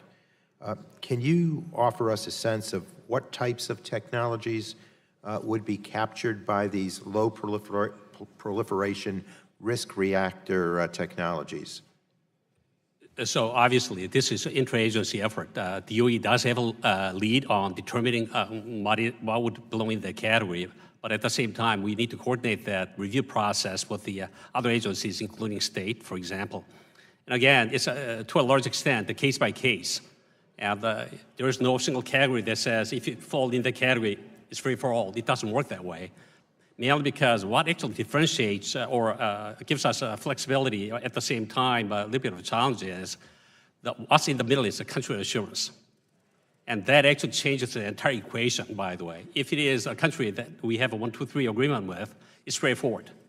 But again, if it's not one of those countries, or China, India, or other countries, it's very difficult. So we need to look at it from what I call totality or the big picture perspective. So to that extent, you can actually categorize it as light water, low risk, et cetera, but it really depends on who the recipients are. So. Thank you. Yeah. Thank you. And currently, would most Part 810 reviews qualify as low proliferation risks? I need to get back to you. I actually don't have specifics on. Okay, thank you. And does the Part 810 process look just at the technology or also the conditions within the potential partner country? That is to say, is the current review process the same for each potential partner country? I also need to get back to you because it's quite different from case to case. So maybe it might be more appropriate for us to give you solid data with great examples as to what we are doing for several countries. So you have appreciation for the challenges that we have. Okay, and you'll forward that to us. Yes. Your testimony mentions that currently the lengthiest part of the review is the time it takes partner countries to provide the required governmental non-proliferation assurances. Can you give us some examples of these assurances? So we actually apply conditions so that they can actually enjoy U.S.-developed technologies. And these conditions require that they do not share with the third parties and that they do not actually modify with our permission and so on. It goes on and on and on. And oftentimes the host countries or recipient countries want to think about this because there are obviously economic implications when they sign up for some things without fully understanding. And so it's along that line that satisfies. And are these assurances different for each export partner country? To a large extent, there is a variation, obviously, because, for example, countries that we have a 1, 2, 3 agreements on, they went through the review process with us at the highest level, so they know what I call boundary conditions as to how to receive our US-developed technologies. But again, when you leave that small group of countries, European countries plus 20-some-odd countries, the rest of the world still needs to go through the learning process, how to actually respond to our requests and so on. We do a lot of hand-holding, but there's a limit as to how much we can do. We cannot speak for their countries. And my understanding is that the discussion draft would allow DOE to continue the review while it waits for the State Department to secure the assurances. Would this bill reduce or limit the time it takes for the State Department to secure those given assurances? It's a separate process, somewhat decoupled at the same time, but because of our experience working with the international partners and our industry partners who are actually trying to export the technologies, I think we can actually give them the right answers. It's up to them to whether take them or not. But again, we can actually show them what steps they need to take. And again, this is open book test, if I can use that phrase. And do you think there should be limitations on how long the State Department might have to obtain these assurances? So it also depends on whether we have an agreement with the country of interest. As was stated, it really depends on what kind of assurance they provide us to safeguard our technologies. The biggest fear I personally have is our technologies go to wrong hands, and we don't have any assurance that we know what they do with that technology that we have transferred. So there are safeguards, concerns are monumental in what we do, even in the EA-10 process. Right, so those limitations could be critical. Yes. With that, Mr. Chair, I thank you and yield back. Committee yields back. Dr. Bouchon. Thank you, Mr. Chairman. The Department of Energy's public-private partnership with NuScale Power, which followed a similar effort that led to the licensing and construction of Southern Company's new nuclear reactors, has proven to be a successful model to address a costly regulatory approval process for new nuclear technologies. Congressman Flores' legislation builds on that model with a public-private partnership for advanced nuclear fuel needs. Mr. Mcginnis, DOE's isotope program includes an industry consortium to help meet specific needs, material needs of californium-252, which is used for an assortment of industrial applications.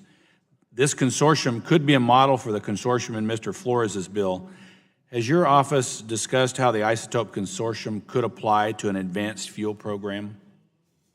Thank you very much. Isotope production is very important. There's certainly applications for advanced reactor technologies, but with regards to the lead for isotope production, that is both within the Office of Science and also in Nnsa. So if you don't mind, respectfully, I may ask Dr. Park, I don't know if you have anything you want to say on the isotope production.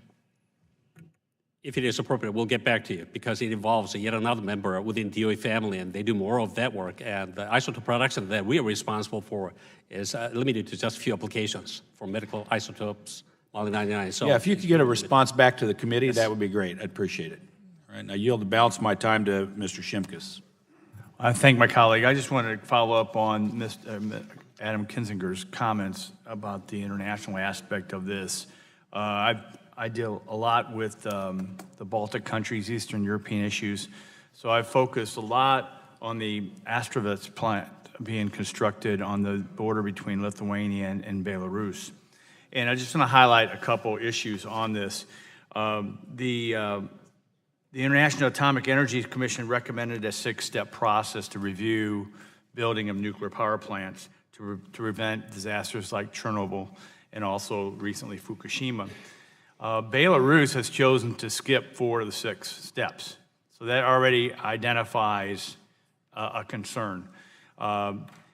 The president of, when asked why they want to build this plant, the president of Belarus said, this is a, and I quote, a fishbone in the throat of the European Union and the Baltic states. So it's not a power plant being constructed for energy security, energy efficiency. It's really economic warfare against Eastern European countries. Nuclear power plants in sensitive areas should be discussed within the Espoo Convention, which this is not. Nearly all of Lithuania is 300 kilometers of the plant, which means that if a disaster were to strike long-term food consumption, the country could be affected. The drinking water could be affected. But there's also concerns, again, highlighting what Adam was trying to raise on the national security aspects of this. Incidents occurring cast doubt on Belarus's commitment to working with neighbors and ensuring the plant's safety. In 2016, 6 serious incidents occurred, and Belarus has failed to be upfront with Lithuania about any of them. A 330-ton nuclear reactor shell was allegedly dropped from about 13 feet. This was 2 summers ago now, not last summer. Belarus did not reveal anything about the incident until independent media reported it and then downplayed it.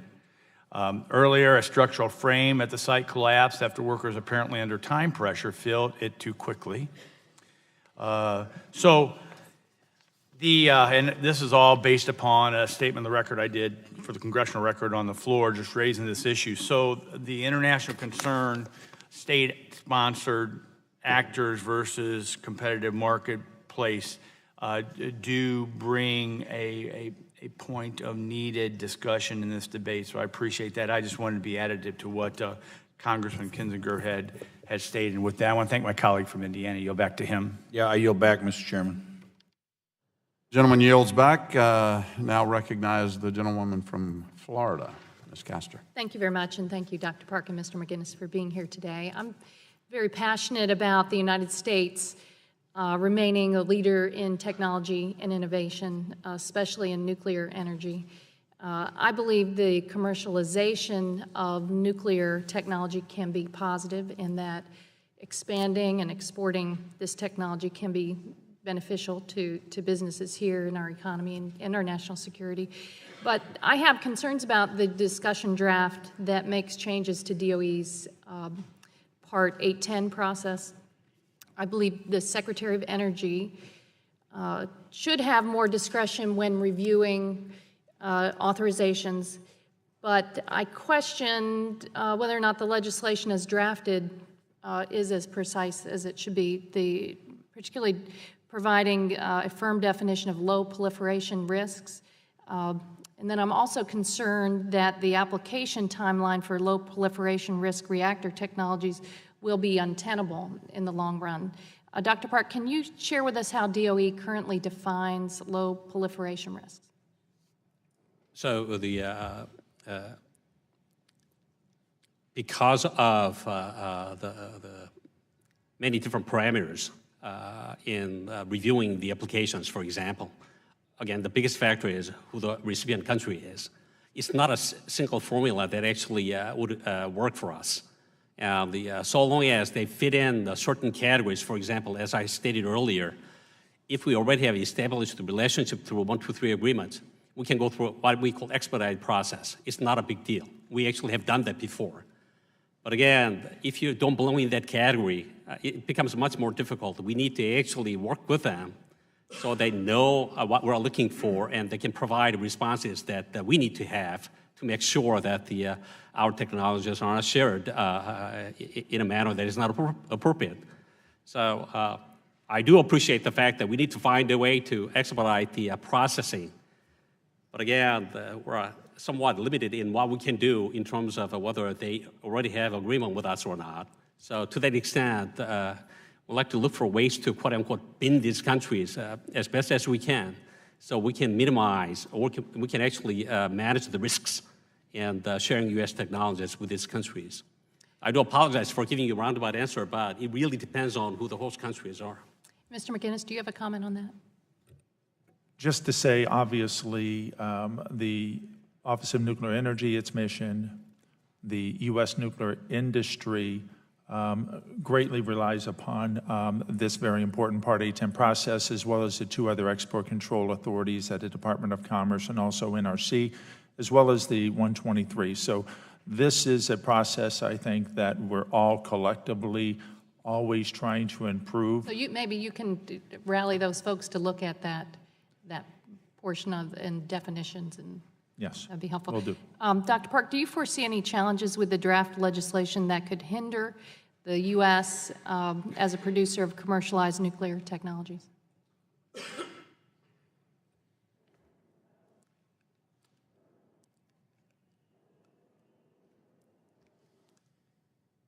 I don't see any showstoppers, if I could give you that as a response. The fact that the committee is very involved with us and asking our technical assistance and interpretations, we welcome it. So we look forward to continuing the relationship. I think it's a positive step forward. We see many positive signs. How about national security risks? I know you can't go into great detail there, but are there any national security risks that could develop as a result of the changes made in the discussion draft? There are always possibilities and potentials, and I think we're confident that we can actually mitigate some of those risks along the way. And again, the minimizing and managing risks is what we do on an Nnsa side. And so far, I think we have a pretty good handle on how to move forward with this legislation and expedite the process of technology sharing and so on and so forth. But again, there are some things that just take time, and we appreciate your patience along the way. Sometimes time isn't important when we're talking about national security, but I believe that the U.S. has to remain the leader in nuclear technology, and as I mentioned before, there are many benefits associated with reforming Part 810, but there could also be unintended consequences, and that's what we need to focus on. I want to ensure I want to ensure that we're proactive and efficient, as you said, when it comes to the commercialization of the nuclear technology. But we're counting on you and the experts out there to help poke and prod at this piece of legislation and make sure there are not unintended consequences. We will, and we'll work with you. Thank you, and I yield back. Gentlewoman yields back. The chair now recognizes himself for 5 minutes. Dr. Park, I understand that for many years the department allowed the secretary to delegate signature authority on Part 810 authorizations, and it was only recently that DOE's general counsel revised its previous interpretation to disallow this delegation. Section 3 of my discussion draft simply clarifies in the Atomic Energy Act that the previous process was acceptable. So, do you know if there were any delegations, to your knowledge, that involved unacceptable proliferation risk or created an unacceptable lack of visibility by the Secretary's office over the proposed exports? So my understanding is that there was not a delegation because of interpretation of the law, the way our general counsel read the law. And it's not because of lack of the appreciation for our technical staff. But again, we actually welcome this opportunity to delegate some of these quote-unquote routine things, although there's nothing routine about sharing nuclear technologies. But again, I we mean, appreciate back when they were, because it was previously delegation was allowed. So when delegation was allowed, are you aware of any delegations that that involved any unacceptable proliferation risks? I don't think there was any delegation in the past. That's my understanding. I'm more than happy to correct myself after this hearing and get back to you. Okay. Well, based on your understanding of the decision, was the legal interpretation made in any way because staff weren't qualified or able to appropriately consider the impacts of the specific applications? Not at all. I think there is a highest confidence from the beginning of all the secretaries that we've had on the technical qualifications and their judgment. It's a matter of how one read the law, and it's as simple as that, I believe. Yeah. Back to that first question, would you go back and take a look at that? Would you look and see if there were any delegations? Because it was my understanding that we used to do it that way and that there were. So I'd like to clear that up. We'll get back to you. Okay, thank you. Based on NNSA's review of the process, would enactment of this bill to revert to the previous delegation process have the practical effect of shortening the review process with minimal proliferation risk? You think it's a smart thing to do? One word answer, yes. And obviously, as a physicist, I'll give you a 10-minute answer, which you don't need right now. But again, I think there are enough good qualities in the proposed legislation and that will work with you. But this is a positive sign. There are many things that we know how to do. Mm-hmm. And this legislation will certainly help us to achieve that goal. Okay, all right. Dr. Park, continuing on, could reverting to the pre-2005 process by which DOE can review an authorization in a concurrent process as the State Department's required process, would that help reduce the overall time frame, approval time frame? Yes, and the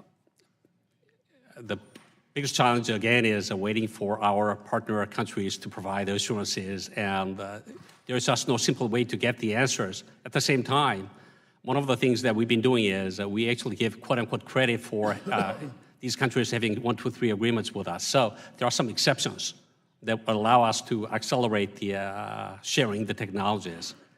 But again, that's just a few dozen countries that we have relationships with. Okay.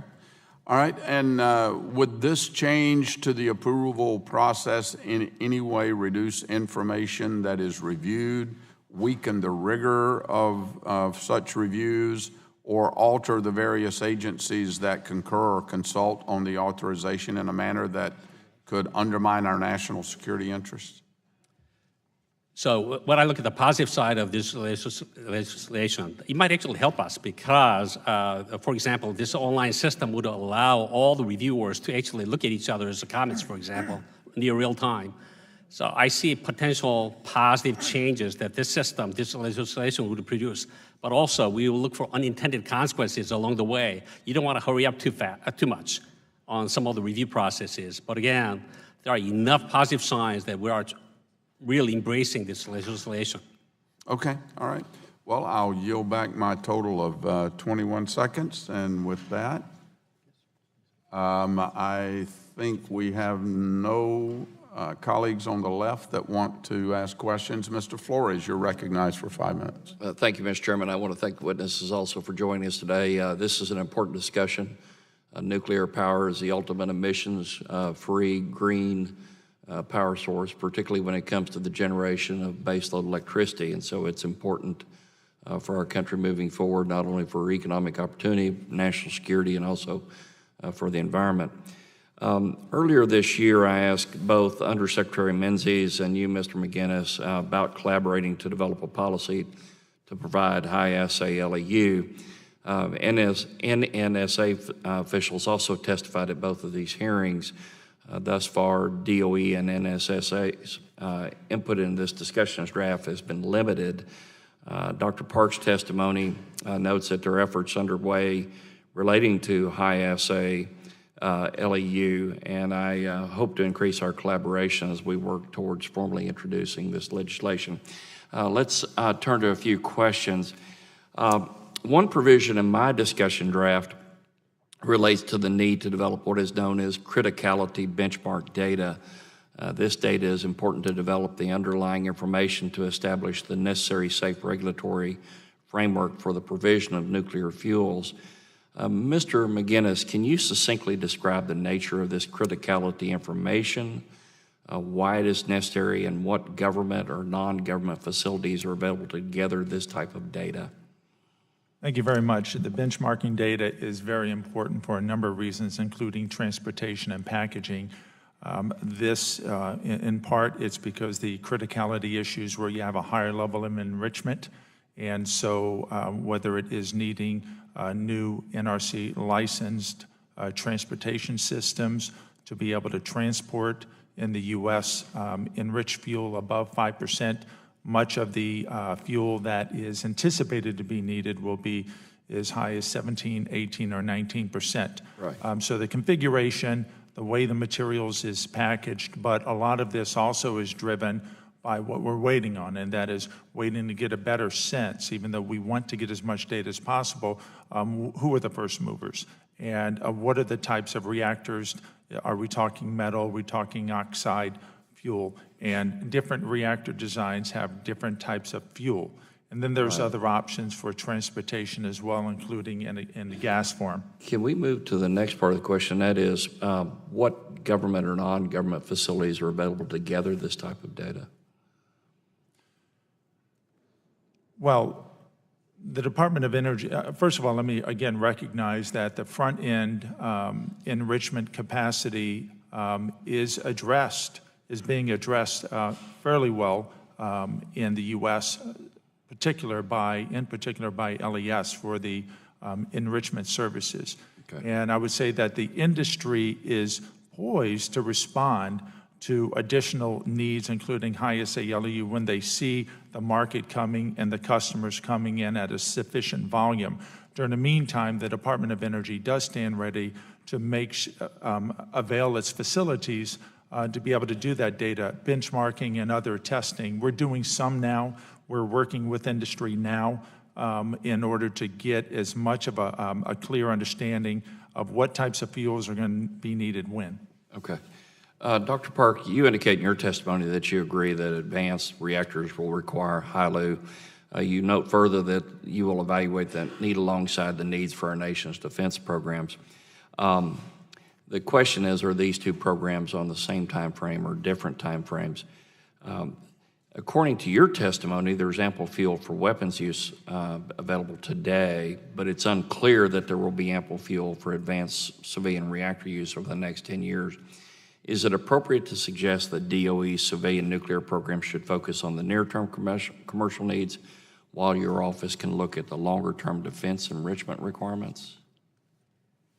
So as it turns out, even for the Subcommittee program, treating production requirement, that we need to start the work today because of a long lead time it takes to get the production up and running.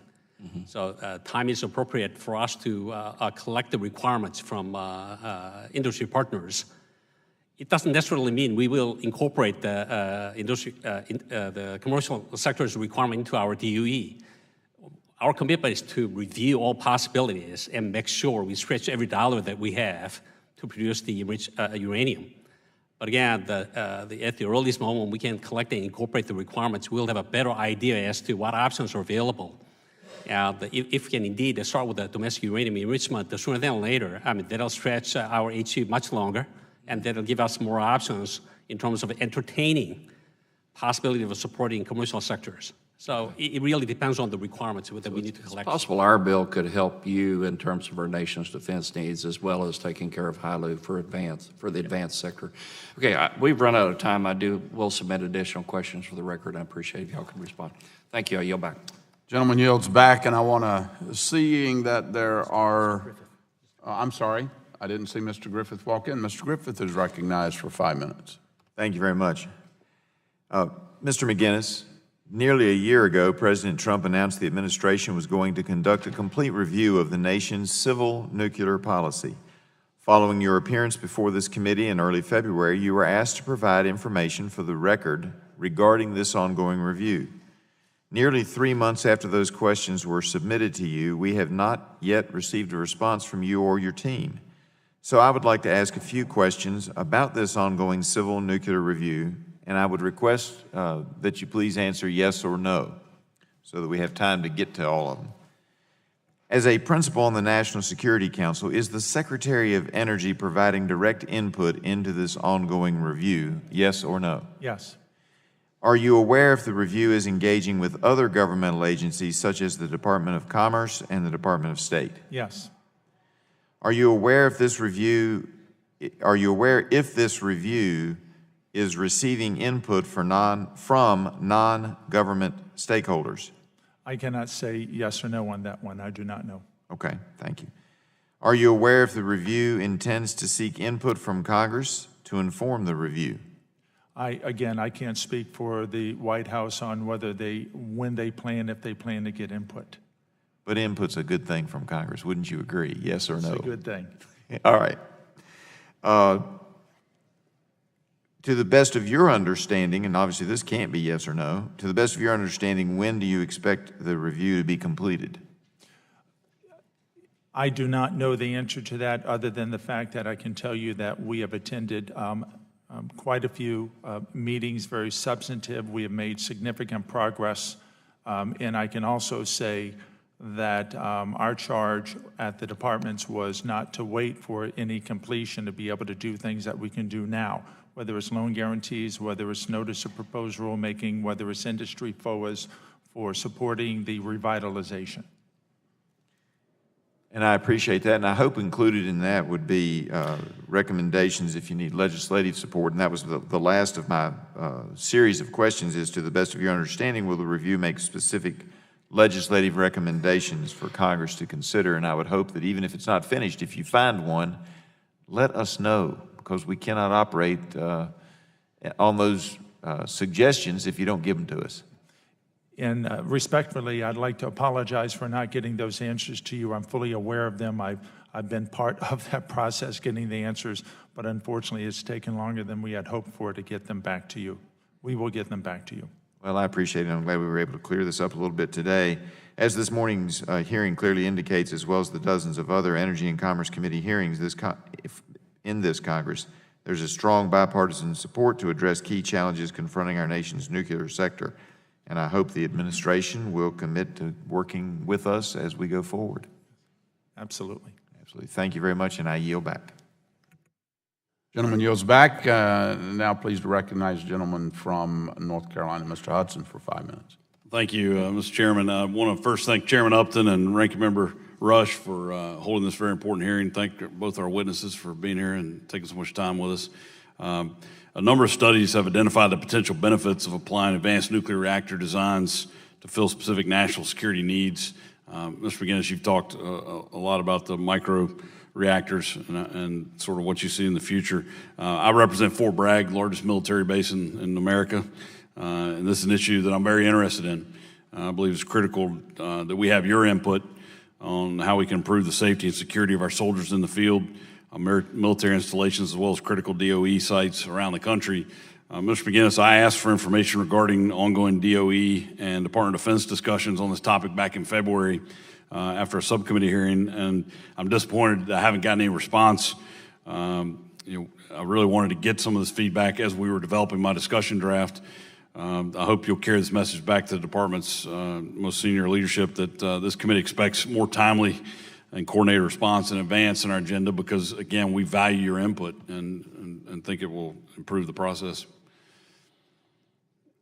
And I apologize, but I would like to reinforce the importance of micro-reactors as a key aspect potentially for resiliency and also for security of establishing a secure energy supply chain by having indigenous generation on site. So there's tremendous potential value to having a micro-reactor potentially on site supplying power for a base or other federal or non-federal facility. I appreciate that. And I want to thank Mr. Peters for working with me on the discussion draft. Our discussion draft asks a number of questions to help identify key components of how a pilot program might be developed. Briefly, Mr. Mcginnis, are the topics in this bipartisan bill the right questions to ask for Congress to make a fully informed decision on the framework of this pilot program?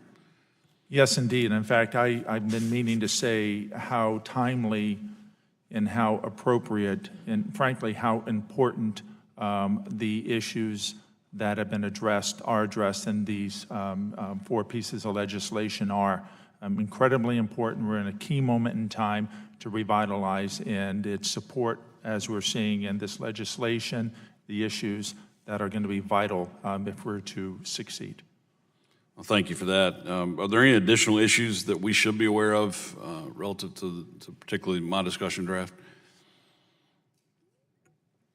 Just to say, again, we're in a key moment in time. Industry needs all the help we can give them in the appropriate way to get back on a revitalized footing, to be able to not only supply resilient power in the United States, but to be globally very, very competitive.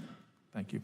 I appreciate that. Dr. Park, Congressman Johnson's discussion draft includes a section that creates expedited process or procedures for low proliferation risk technologies. Will you please describe how you envision the development and implementation of that process? As we have been building up the cases where we are able to transfer the technologies, we'd like to actually copy that over as much as possible.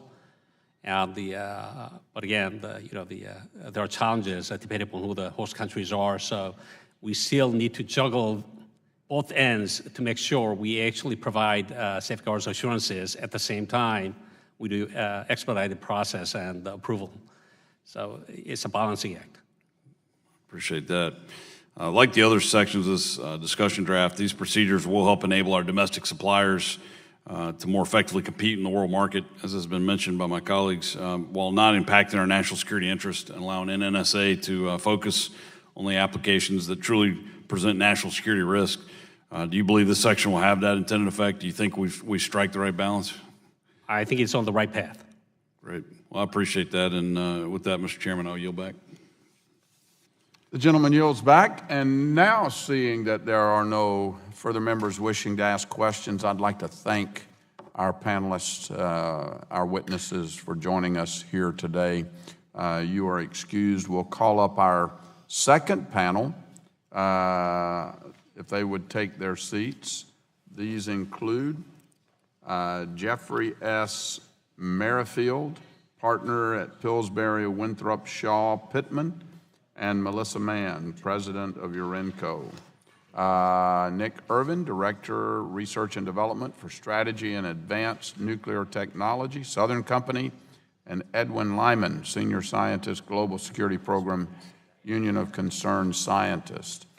And as soon as our second panel takes their seat, just for members' understanding and information, we will get through as many of these introductory or the witness testimonies as possible before we have to break for an anticipated vote sometime in the next 10, 15 minutes or so. So with that, Mr. Merrifield would recognize you for 5 minutes. Chairman, Ranking Member Rush, and members of the subcommittee, it is a pleasure to testify before a committee that I had the opportunity to appear in front of when I was an NRC commissioner. I'm here today as a senior advisor to Clear Path Action, although I am a full-time partner at Pillsbury Law. Founded by businessman Jay Faison, Clear Path Action's mission is to accelerate conservative clean energy solutions. To advance the mission, Clear Path Action develops cutting-edge policy and messaging and works with policymakers and industry.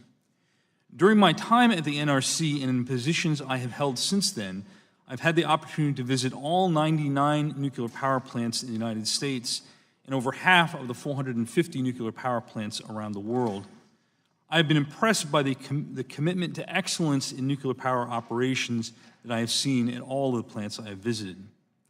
I would first like to turn to the matter of advanced nuclear reactors. These designs, which utilize high-temperature gas, molten salt, and liquid metal, among other designs, range from microreactors of a few megawatts to large gigawatt-size reactors. While they represent a diversity of sizes and cooling methods, they generally possess enhanced safety features as well as improved economics when compared to existing reactors. In a report issued by ClearPath and the Nuclear Industry Council in February, Pillsbury identified that of the over 50 advanced reactor designs in North America, the vast majority of these are planned to utilize higher enrichments of fuel, typically between 8 and 19.75%, and some of these designs could come to the U.S. market by the mid to late 20s. As the development of a fuel supply and regulatory approval can take multiple years, work must begin immediately to ensure a sufficient supply of this high-assay, low-enriched uranium. Unfortunately, the Department of Energy, which has been the traditional supplier of these enriched levels of material, does not currently possess the high-assay enriched uranium or enrichment capabilities that are needed for advanced reactors, as the current inventory is dedicated to other needs, such as research reactors and the Navy propulsion program. The draft legislation sponsored by Representative Flores is a positive step in the right direction to address the need for DOE to create an inventory of HALEU material, the need for criticality information to develop and license transportation packages, and the need for the NRC to develop an appropriate and timely licensing framework. In addition to strongly supporting this legislation, ClearPath Action's written comments provide a specific suggestion for improving this legislation. We also support the draft legislation offered by Congressman Wilson to require the DOE to prepare a report on the potential deployment of privately developed microreactors at DoD and DOE facilities. ClearPath's written testimony also includes a recommendation for strengthening this legislation. The NRC has continued to make commendable progress in right-sizing its workforce and budget, but ClearPath Action believes the Commission can and should take further steps to streamline its services consistent with the mission to protect public health, safety, and the environment. The legislation sponsored by Congressman Kinzinger and Congressman Doyle appears to be a common-sense step to provide the agency with a funding mechanism that aligns its mission and costs. We applaud the provision that excludes fees for the development of the regulatory infrastructure for advanced reactor technologies. We believe this exclusion will allow the NRC to be appropriately prepared to review these technologies, yet avoid placing the cost burden for these preparations on the nascent developers of these promising designs. As it relates to the provision in the bill to require a study about the elimination of the foreign licensing restrictions of Section 103D and 104D of the Atomic Energy Act, while I would prefer the outright elimination of the ownership requirement, I understand the rationale for commissioning a study and support it. Recently, the U.S. has had several perfectly good nuclear reactors shut down for economic reasons. Pillsbury was previously approached by several European utilities who were interested in purchasing U.S. nuclear reactors, but were prohibited from doing so. Eliminating this requirement could provide an opportunity to save these vital clean energy facilities through investment by friendly foreign utilities. I would note that in 2008, British Energy's nuclear fleet faced similar financial hardships and the decision to permit EDF to purchase these units allowed the continued operation of these key UK energy assets. We have reviewed the draft submitted by Congressman Johnson to facilitate the process by which DOE authorizes export of civilian nuclear technologies. We support this legislation and believe it makes an important step to further streamline the process for some applications submitted under 10 CFR Part 810. That said, we remain concerned that the legislation only targets a limited portion of the nuclear technology export approvals process. We have submitted some specific suggestions for improvement in our written testimony. Thank you, and thank you for allowing me to testify on this important topic. Thank you, Mr. Merrifield. Ms. Mann, you are now recognized for 5 minutes. Thank you, Mr. Chairman, Mr. Ranking Member Rush, and members of the subcommittee. We appreciate your leadership on nuclear energy issues, and it's a privilege to speak with you today about means of increasing the competitiveness of the nuclear fleet and the advancing advanced technologies and infrastructure. I am Melissa Mann. Ms. Mann, could you move a little closer to the mic, please? Thank you.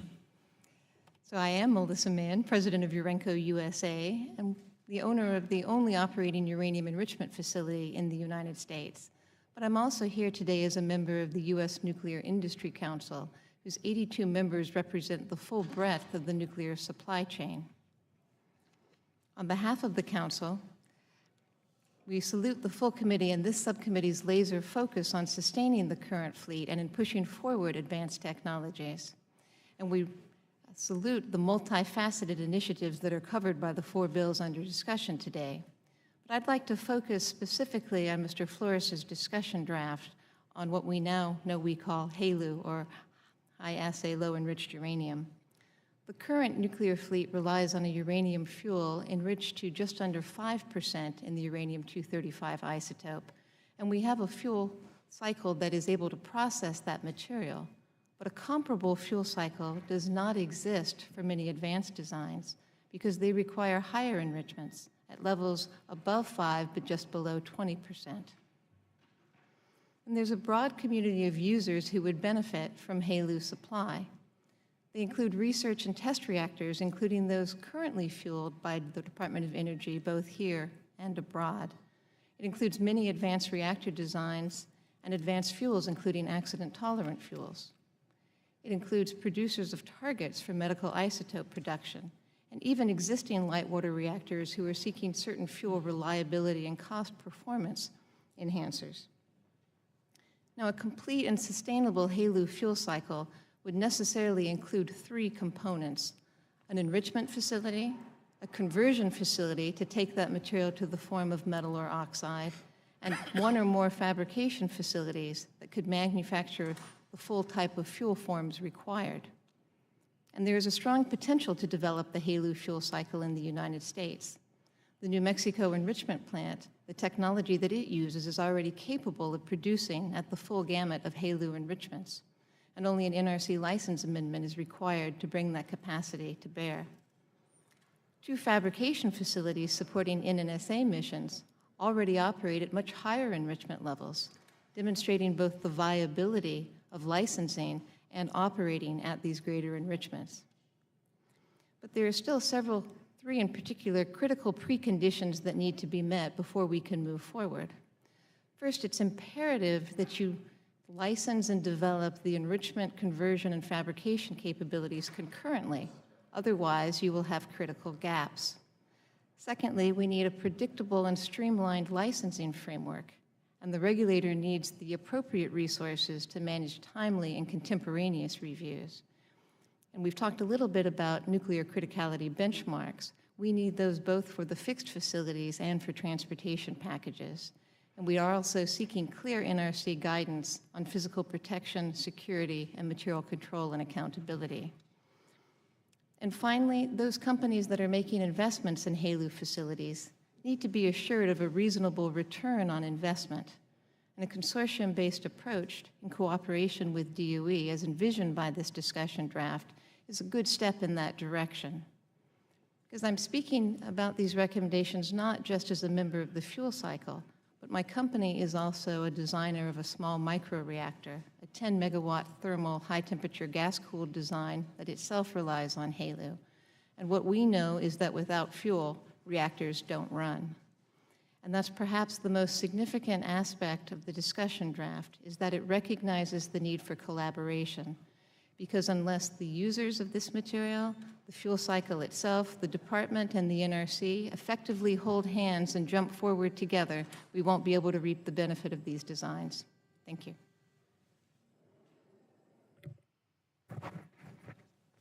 Ms. Mann yields back. Mr. Irvin, you are now recognized for 5 minutes. And if I could remind our witnesses, votes have just been called. We're going to get through both of your testimonies. Don't want to cut you short, but we will not hold it against you if you speak fast.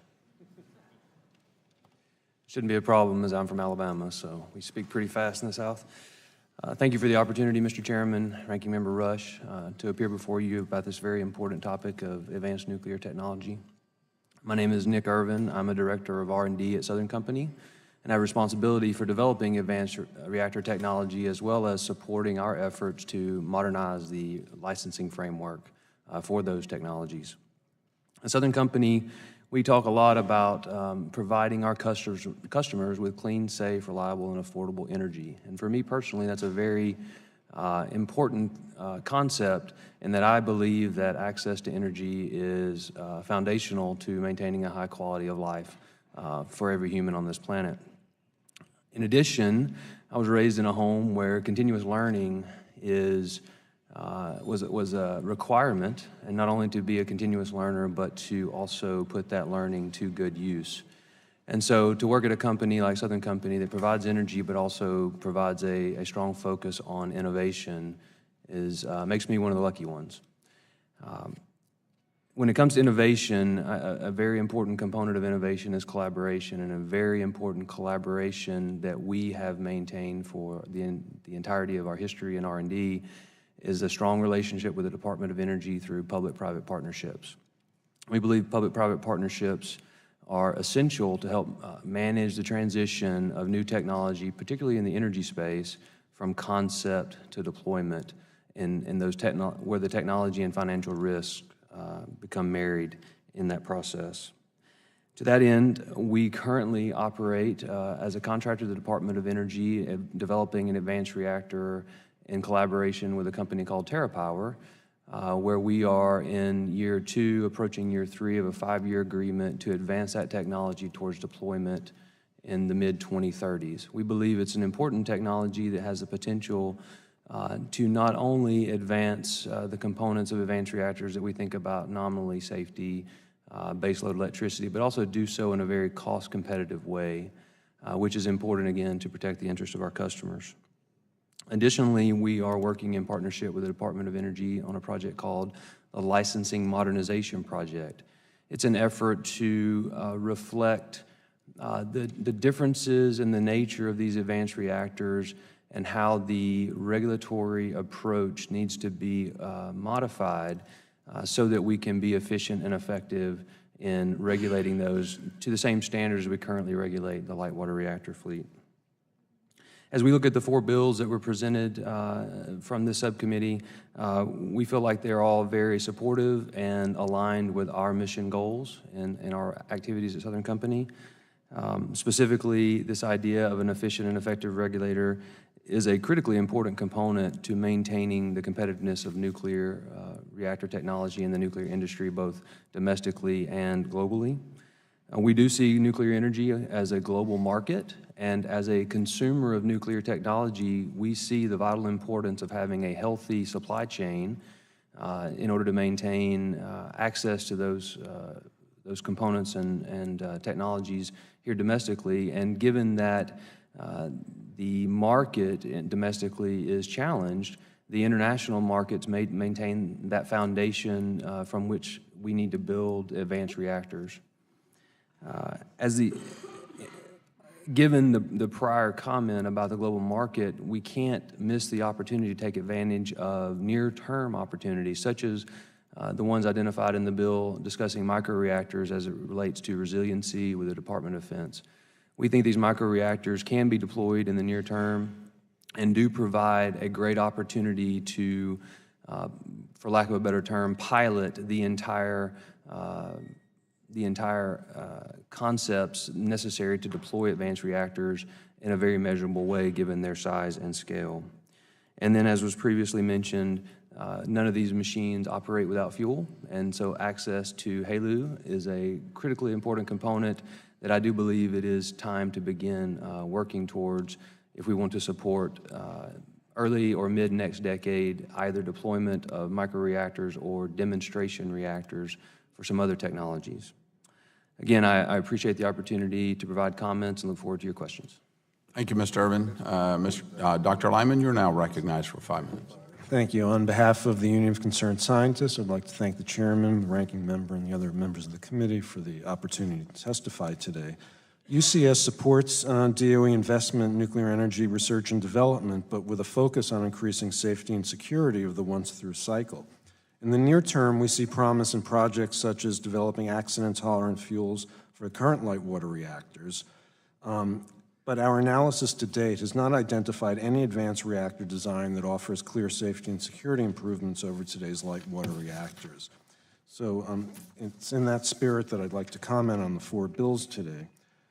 We support the discussion draft on advanced nuclear fuel availability. We think it makes sense for an assessment to be made of the availability or the likely availability of HALEU, and that will help to assess the viability of advanced reactor deployment in the near term. But the acquisition of HALEU should be closely tied to realistic projections of the need for the material. A couple of additions. We think that the study should evaluate the larger non-proliferation implications of the production of HALEU. Even though HALEU is low-enriched uranium and cannot be directly used in nuclear weapons, the material does pose proliferation security concerns, and if there's going to be expanded production use of that material, as well as the potential for exports of reactors that would use it and foreign customers, we think that that evaluation has not been made yet and should be.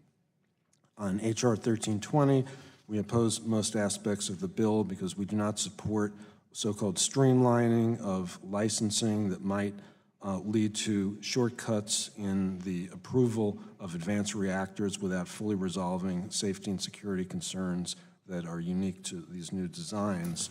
On the nuclear energy competitiveness discussion draft, we share a lot of the concerns that we've heard today about the definition of a low proliferation risk technology, how that must be evaluated within the context of any export, especially today. And I'd just like to clarify the record. My testimony did not say that it's easy for a country to misuse a light water reactor to produce plutonium for weapons. However, it is not out of the question. In fact, the technology for reprocessing has been available now publicly for many decades. So you can't discount that, and you need to consider the risk of breakout, that is, throwing the Iaea inspectors out and using the facilities you have to make weapons rapidly in any export consideration. Finally, on the issue of micro-reactors, we do not share the optimism about the promise of these facilities, especially for Department of Defense sites and energy resilience. We think that the military should cast a skeptical eye on the stories that they're being told about how these reactors are going to be so safe and secure they can't melt down, and especially how they can provide resilience. In fact, any nuclear reactor really requires electrical power to operate safely.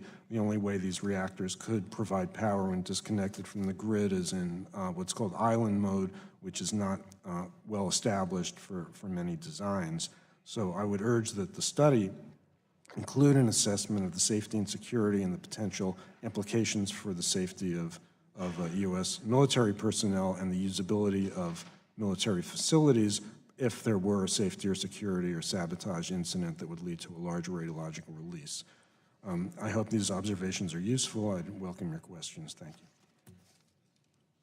Thank you, Dr. Lyman. The committee will now stand in recess until after votes, and we will reconvene and begin our rounds of questions. Thank you.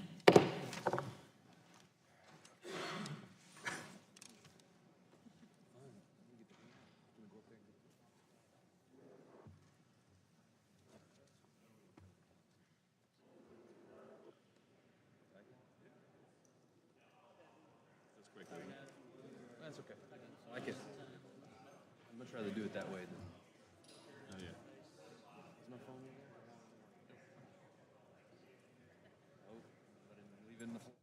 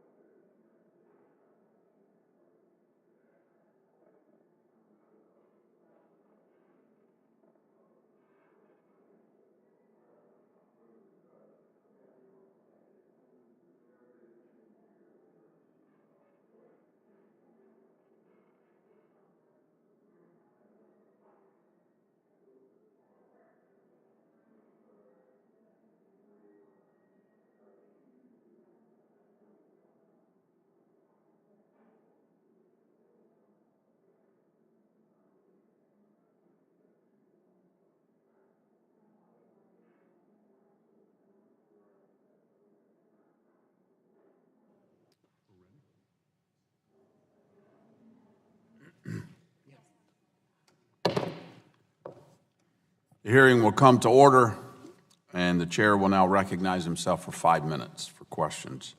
Mr. Merrifield, your testimony notes that the discussion draft's expedited process for low proliferation risk technologies could be improved.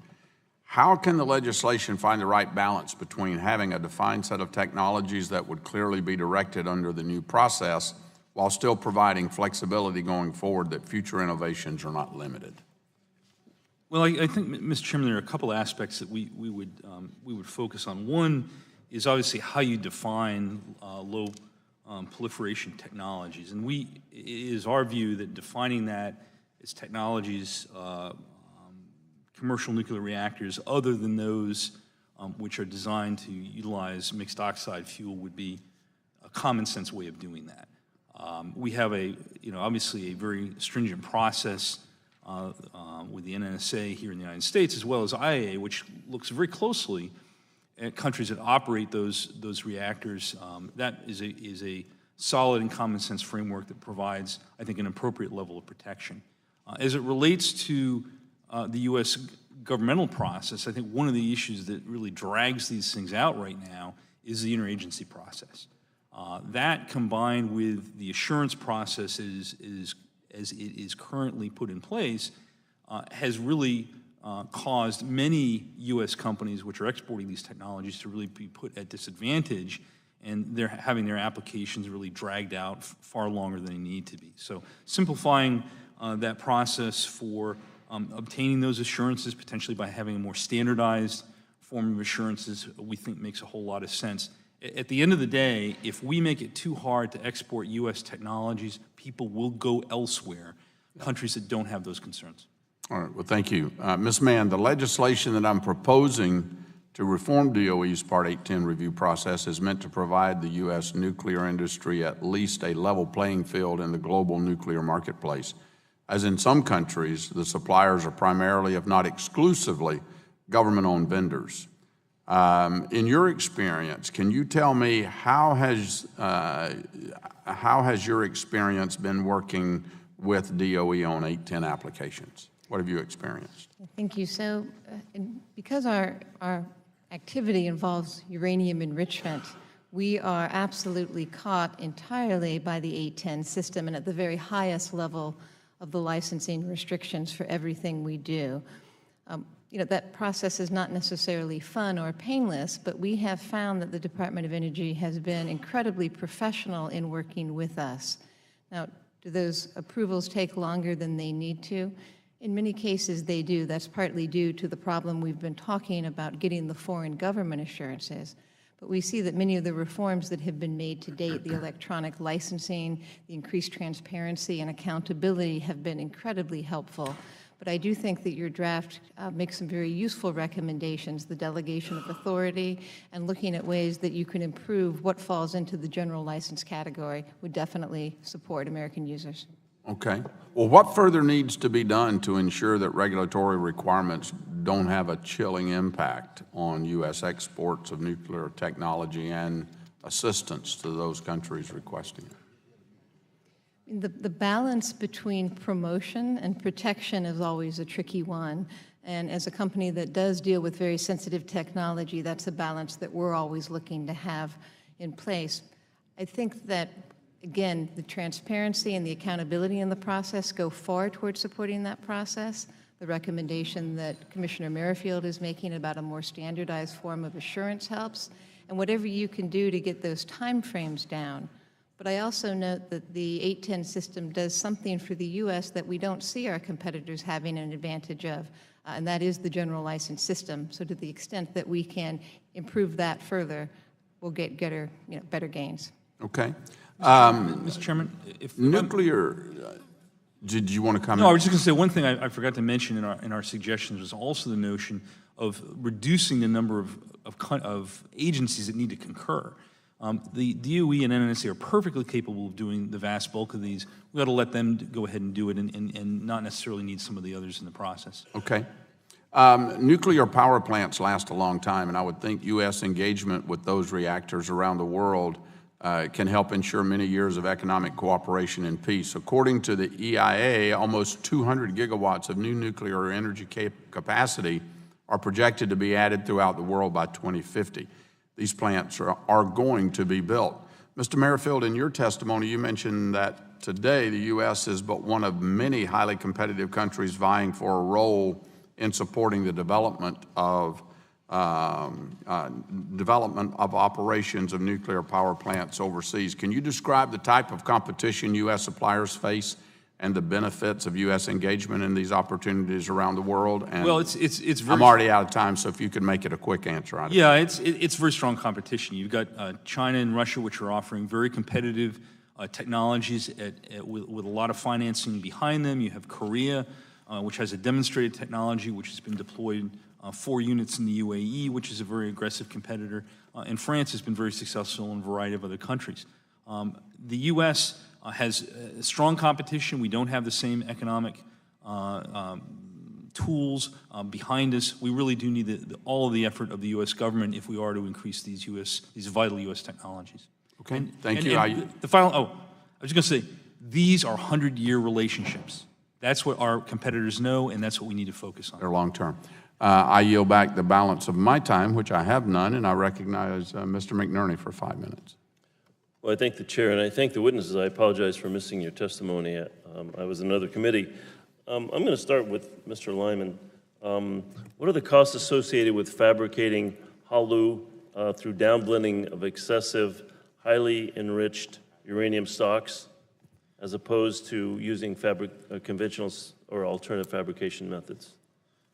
Well, I think until it's hard to talk about the cost of the alternative until the scope of the program has been established, as well as what it would take not only to what it would take really to support Ms. Mann's effort to acquire a capability or to reconfigure the plants and license them for producing HALEU. So I don't, until that scope is recognized, there are a lot of factors that go into cost, so I couldn't say. But clearly, if existing HU stocks are available, that downblending, depending on the quality of the source material, could be a competitive option, I would think, since. Okay, thank you. What about the non-proliferation comments? Could you expand on that a little bit? Yes.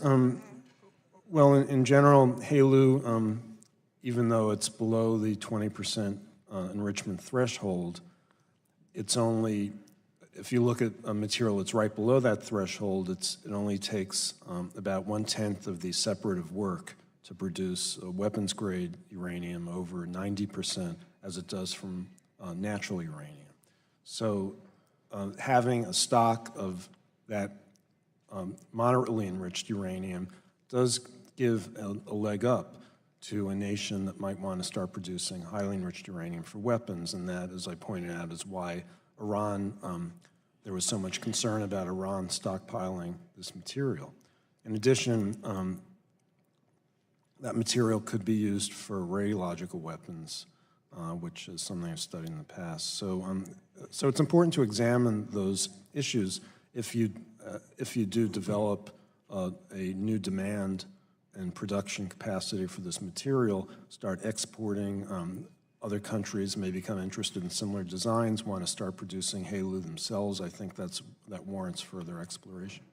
Thank you. Mr. Irvin, where does the Southern company see small modular reactors fitting into their business model? That's a good question. It's an interesting one. We view SMRs as being a critical component of maintaining the supply chain as we go forward for advanced reactors. We are always looking at our customers' needs and evaluating what they're telling us with regards to their price and performance requirements. I believe that SMRs have a critical challenge with respect to being competitive against natural gas combined cycle in the U.S. That doesn't mean that that future is not bright, And certainly there is a significant opportunity for SMRs, but I do think it is challenged. We see advanced reactors as providing a potential to drive down the cost low enough to be competitive with natural gas combined cycle. And so really the core component of SMR is providing a bridge to that future. Well, good segue. Mr. Merrifield, how do we help jumpstart the industry without hampering the NRC's capability to do their job? Well, I think a number of pieces of legislation that you have before you today would be helpful.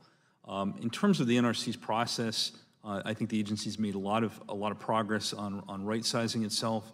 I think putting in specific deadlines for reviewing applications, reviewing environmental reviews, I think that's certainly appropriate, and I certainly would support that.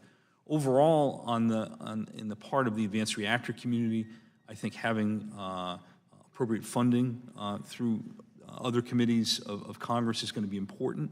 These are technologies which have great promise.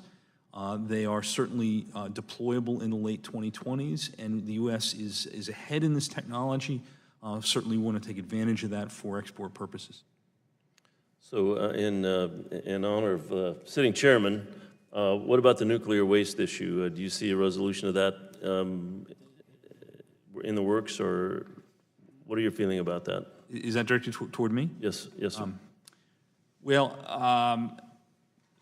I have a specific prohibition against lobbying Congress on Yucca Mountain-related issues. So with that caveat, I think that there are commonsensical ways to address the material. There are several proposals for interim storage facilities, both in Texas and New Mexico, which provide, I think, common sense ways of dealing with this in the interim. At the end of the day, my personal view as an American is that Yucca Mountain is a perfectly safe place to put that fuel.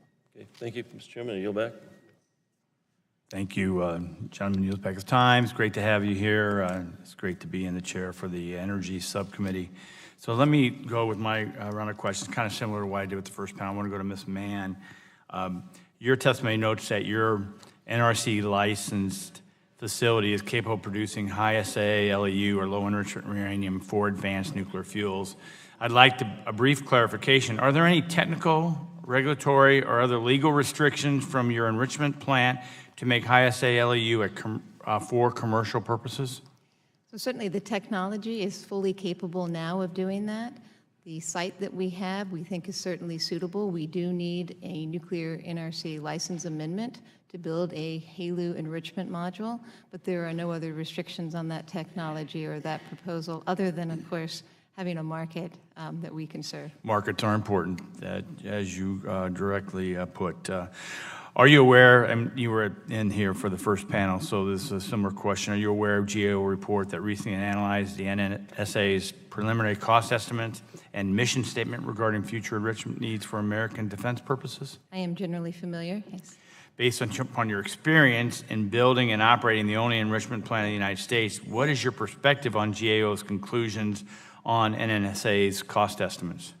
There's certainly two very different things. We've built a greenfield commercial enrichment facility in New Mexico, taking it from what was effectively a square mile of scrub brush and coyotes in 2006 and turning it into a high-class enrichment facility. That investment to date is about $5 billion. I think that's very different than the cost range that was envisioned for a much smaller footprint of capacity for the DOE domestic uranium program.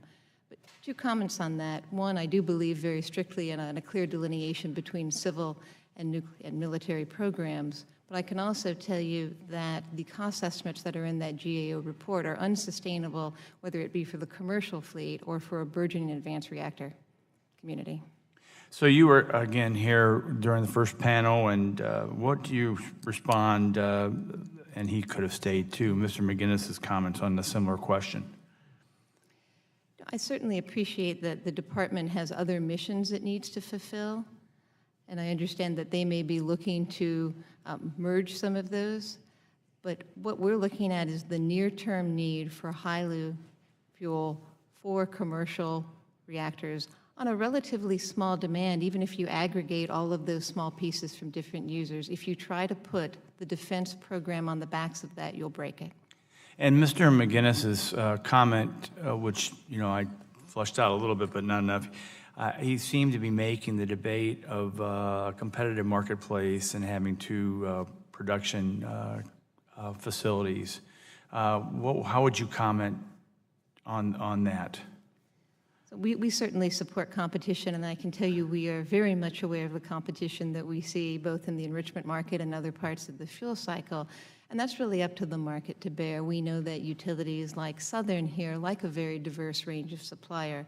I think the question is, until we know what the full demand profile is, how many advanced designs, advanced fuel types move forward, I'm not sure what that industry is capable of sustaining in the earliest years. Well, and I think that's been my point too, because I would concur that we'd like to have multiple sources, like to have competition, we want lower costs, more efficiencies.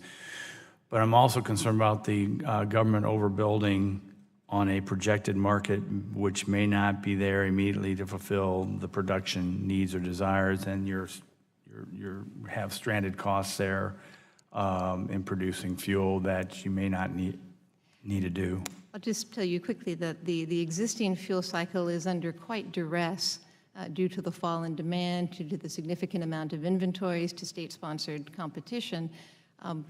We're trying to sustain that, and if you look at trying to add additional pressures on top of that, it's not sustainable. Well, and I follow it very closely because I have the Honeywell facility, and I've talked with DOE quite a bit about the multiple individual markets of being able to produce it, but then the repurposing of, in essence, government subsidized ability to purchase and buy and then offset and create fuel, which makes it hard for corporate entity to be able to provide that certainty.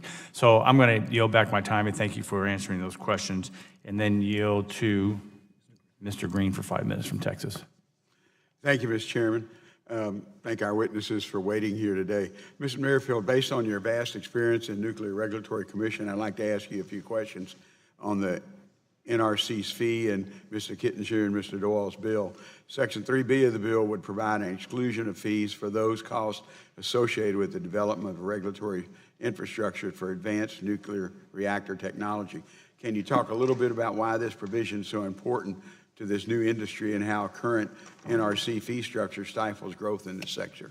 Yeah, thank you very much, Congressman, for that question. A couple of things. First, I think if you look historically, with the current fleet of nuclear reactors, they did not have to pay those kind of fees when those reactors were developed in the 60s, 70s, and 80s. So comparatively, I think that's one issue. The second one is these are nascent technologies. These are not large companies that are developing these technologies. They're smaller, they are innovative, and they are currently in the market seeking funding to bring those designs forward. Placing on top of all of that effort the cost of the NRC building its regulatory infrastructure would be potentially crushing. And that's really a role and responsibility that's more appropriately left to the U.S. government. And so I believe, and Clear Path Action believes, that the language is appropriate. As more and more nuclear plants go offline across the country, the fee burden is felt more heavily by those who remain. Do you feel the current NRC structure is sustainable? And if not, is there a tipping point that you expect to come? I think that's a great question, and I agree with the direction from which it comes. Yes, I do think Congress is going to have to continue to take a look at the number of reactors and adjust the amount of fees that are put on licensees as a result of that. The NRC has a certain breadth of work that they have to do. There will become a point at which I think there will need to be increased general revenues dedicated to that to make sure that that fee structure isn't overly burdensome to the U.S. utilities. So do you have a year? I mean, because some of this legislation needs, sometimes it takes years to get something passed. Do you have any idea when that may be, looking into the future? Well, I think this is something that this committee should be thinking about and Congress should be thinking about right now. I mean, the discussion is that as many as a quarter of the reactors could potentially go offline. I think, changing the current ratio, previously it was 90-10, I think taking it to a different ratio makes sense, frankly, right now. Okay. Do you feel the draft legislation adequately addresses these challenges? I think the legislation is a great step in the right direction. Well, I made clear before that I'm not fond of DOE's recent notice of public review that proposed subsidizing certain industries. I do think we face a challenge that needs to be addressed. We've heard from many witnesses on multiple pieces of legislation. What else should Congress be looking at to shore up the domestic nuclear energy production in the coming year other than these legislation? Well, I think having a fast reactor capability out in Idaho is going to be important for the testing of the various fuels that will be used for these reactors. So I think that's an important one. I think the actions that Congress has made to make sure that the DOE loan guarantee program stays in place is important. I think the EXIM Bank is an important tool for the export of these reactors. So I would certainly recommend continuation and frankly some strengthening of their nuclear capabilities. Those are among some of the things I think Congress ought to look at. Well, hopefully next time we reauthorize the EXIM Bank, it won't take such a battle as we had last time. Mr. Chairman, I'll yield back my time, and thank you for my earlier extra 20 seconds. Gentleman yields back his time, and the chair recognizes the gentleman from Missouri, Mr. Long, for 5 minutes. Thank you, Mr. Chairman. Mr. Irvin, your testimony focuses a lot on the research and development of advanced nuclear reactors. What are the long-term benefits your customers will see after Southern Company invests in these new technologies? So the industry at large, we talked a lot today about the nuclear industry being at a crossroads, but I think the industry at large is at a crossroads as well. We've seen the influx of lots of new technology that's been disruptive across the board. And so as we look forward, we believe investing in technology that is, I use the phrase, options positive. So I want to create options, knowing that or believing that the future is uncertain. I want to create technologies that provide multiple options for my customer. So the first and foremost for me is the technology, does it have the potential to drive down the cost of energy? I believe advanced reactors do have that potential. But further than that, does the technology have the potential to serve more than just electricity needs? Does it have options for multitude of product slates? And these advanced reactors and the nature in which they operate creates opportunities for nuclear energy to be transitioned into the industrial sector, potentially into the transportation sector, but certainly providing low-cost electrons. And so we see the opportunity for this long-term stable energy supply to be pervasive across the entire energy economy. What does the Congress or the Department of Energy need to do to help companies like Southern Company and other companies streamline the development of these advanced reactors? Well, I think one of the most important things there, and it's something I've seen out of the department over the last 5 years do and more, is really seek out industry's input and partner with industry in a collaborative way and take that feedback from industry as to where we need to move the technology suite. I think industry in partnership with the department can accelerate, and we need that collaboration with the department on things like fundamental science, testing capabilities such as the advanced reactor, the fast test reactor that was mentioned earlier. But then ultimately, as that collaboration matures, we need the department and the federal government to allow industry to then move forward and commercialize and take advantage of the investment that's been put in before it. Okay. This next question is for everyone. We'll just start Merrifield, Mann, Irwin, and Lyman down the line if we can. But for all of you, I've seen some of your testimonies in reference to China starting to load fuel into a new nuclear power plant, and India, Russia, and Korea leading the United States in deploying large nuclear reactors over 1,000 megawatt units. Is the United States falling behind these countries in the fields of nuclear energy and nuclear technology, in your opinion, Mr. Merrifield? That's I got a mixed answer to that. Frankly, the reactor that's being loaded in China is a Westinghouse technology. The United States continues to possess the most modern nuclear design out there in that particular technology. So we are leading in that regard. In terms of construction, obviously, Southern Company has 2 of those reactors that continue to be built. It is unfortunate that the cost of natural gas is what it is, which is hindering utilities like Southern from ordering more of those. But certainly there is a robust export market, and certainly the United States should be a leader in that regard. Okay, Ms. Mann, is the United States falling behind these other countries in the field of nuclear energy and nuclear technology, in your opinion? Mr. Long, my specialty is on the nuclear fuel cycle, and in that regard, the answer is clearly no. But in order to be able to supply into China, we need to have an open market, and that's one of the things we're concerned about, is to make sure that they're able to continue to receive the output of American technology and know-how. Mr. Irwin?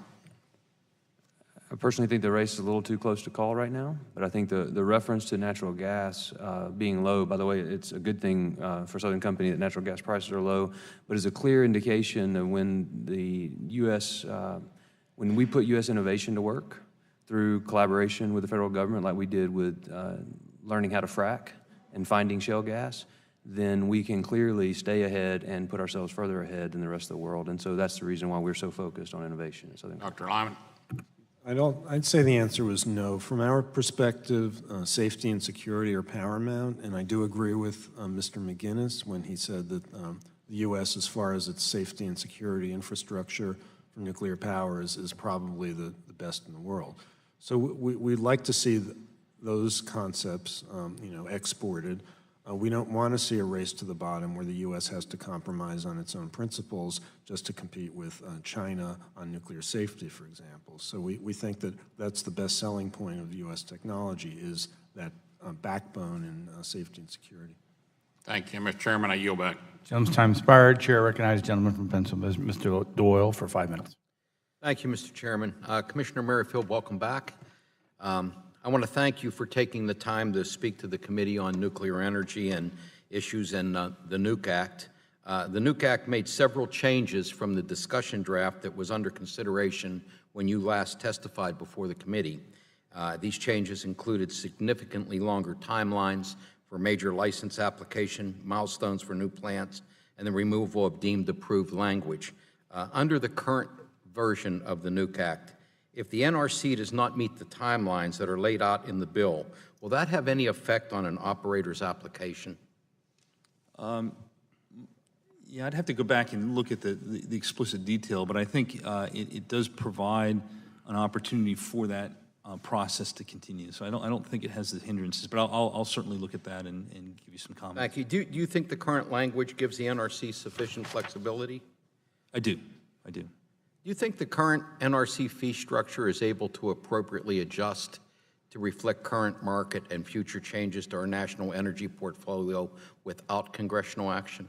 As I indicated, great question. As I indicated in the questions earlier, I believe there needs to be additional revision to that fee structure, part of which is envisioned by the legislation that we've been talking about today. I think that is going to be a continuingly evolving issue if there are additional U.S. reactors that go into decommissioning prematurely.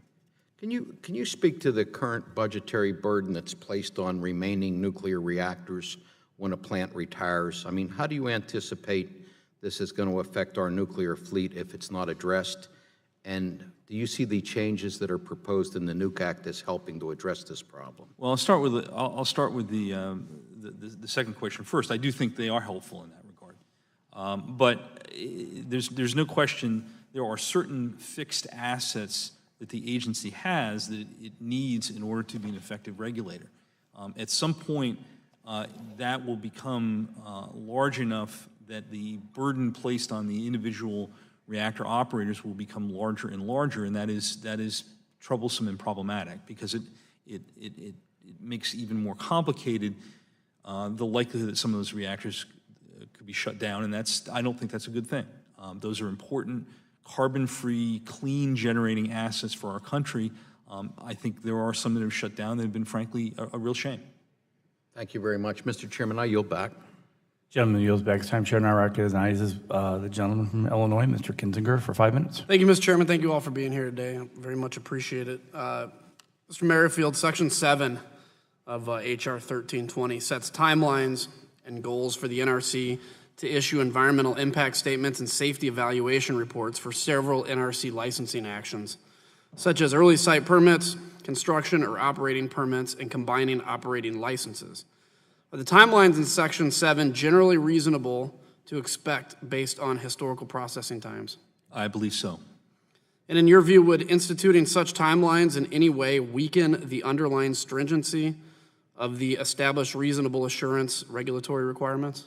I do not believe so. And frankly, we looked at, as I mentioned in prior testimony before this committee, I led a task force that looked at some of these very same issues when I was on the commission. We felt at that time there was really a need to streamline some of those processes. It didn't really happen. I think the language that you all have put into that draft would be a very welcome change, and would give the discipline necessary for the agency to go ahead and do that without sacrificing their mission of protecting public health, safety, and the environment. Thank you. Ms. Mann, your enrichment facility holds an NRC license and is subject to NRC's fee recovery. Our bill creates reasonable and predictable expectations for NRC's fee recovery process. I understand the number of licensees who fund NRC fuel cycle activities has decreased recently, but without a reduction in overall NRC staffing. Will you discuss recent trends associated with NRC fuel cycle facilities? Certainly. What we're seeing on the fuel cycle in many ways echoes what we've just talked about with regard to the reactors. So first I would note is that since our enrichment plant started operation in 2010, we've seen on average a 12% a year increase across the board, even though the amount of work that's being done at our facility has slightly gone down now that we are fully operational. As the number of fuel cycle facilities that are licensed has dropped, the total fees that they're trying to collect have not gone down, and we are in fact spreading those fees across a fewer number of licensees. And so by that logic, if we were to perhaps be the last one standing, we would be bearing the full $25 million a year burden. What I think is also notable, and we've touched on it a little bit, is there are things that have to be paid for at the NRC that have nothing to do with the operation of an individual facility.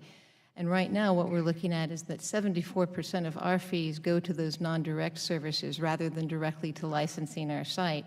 And we certainly understand the need to share that burden, but that burden is becoming prohibitively high. Thank you. And how does this embed costs in nuclear fuel cycle, which you've touched on, business, and ultimately impact the commercial nuclear industry and electricity rates that my constituents pay? Well, I can tell you, sitting next here to one of the utilities, is that it's highly unlikely we would be able to pass those additional costs along to any of our utility customers. They have other choices, and they have other suppliers who don't bear the burden of those fees. So we need to be careful, and likewise, we understand why Nick couldn't do that. He can't pass it on to his customers. So the question is, what is a more rational way to spread those total fees across, and that also reflect the individual licensing work being done at each of our sites. And that, by definition, would skew the whole energy mix anyway, which is something that we're obviously very concerned with. And so would enacting this legislation help control those costs in your mind? Yes, it would. Thank you. Mr. Lyman, H.R. 1320 contains substantially similar language regarding NRC's fee structure as the Nuclear Energy Innovation and Modernization Act, sponsored by the Senate EPW Chairman Barrasso. With respect to that bill, your organization said the bill balanced reforms to the licensing process while allowing the NRC flexibility to regulate in the public interest, and the Union of Concerned Scientists took a neutral position on the bill. Does that position also apply to the same language fee that's included in my legislation? Yes, it does. And if you see in my testimony with regard to the fee cap and the corporate support costs, we also concede we take a neutral position because we think there's language in there that provides enough flexibility. We just don't want to see Congress mandate an arbitrary cap that would force the NRC to curtail important safety and security work. They need some flexibility, and I think the way the language is written now, they would have that. So. Thank you, and I yield back. Gentleman yields back time. Chair recognizes the ranking member of the Environment and Subcommittee, Mr. Tonko, for 5 minutes. We have the Environment team here, and we're taking over the Energy team. So, only kidding, Bobby. Welcome to our witnesses, and thank you for your input. Mr. Merrifield, H.R. 1320 would exempt a number of activities from NRC's fee structure. Can you give us a sense of what those activities would include?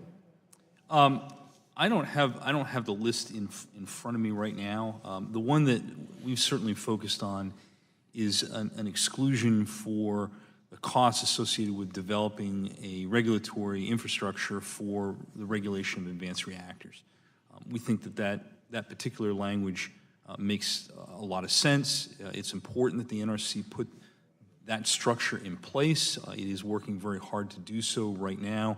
There are upfront costs that are associated with that kind of activity, and certainly we think that should be borne by general revenues rather than the individual developers. One of the elements I included in my written testimony is a suggestion that you may wish to increase that to allow some degree of regulatory research as part of that advanced reactor program, so the NRC had the tools looking forward to appropriately regulate those, including an appropriate balance of risk-informed regulation in that part. So that we certainly think that is a very good element of that program. So the NRC currently recovers approximately 90% of its budget from license fees. Yes.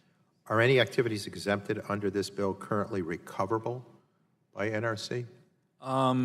I'd have to look at the individual elements of the legislation to go past it. I mean, there are certainly some areas where there may be an overlap, but I'd have to confirm that. Okay, thank you. And do you have any estimates? And if not, Mr. Chair, maybe we could ask NRC of how this bill might change that 90-10 cost recovery if enacted. I do not have an estimate of that. I do think you're quite correct. Directing that to the NRC would be more appropriate. Thank you. And the bill also places a cap on the fees that NRC can charge an operating reactor. Mr. Merrifield or Mr. Irvin, do you know the current average annual fees assessed on operating reactors? I'm going to pass that one to Mr. Irvin. Unfortunately, I don't know that. I'm in the R&D sector, not the operations side. So.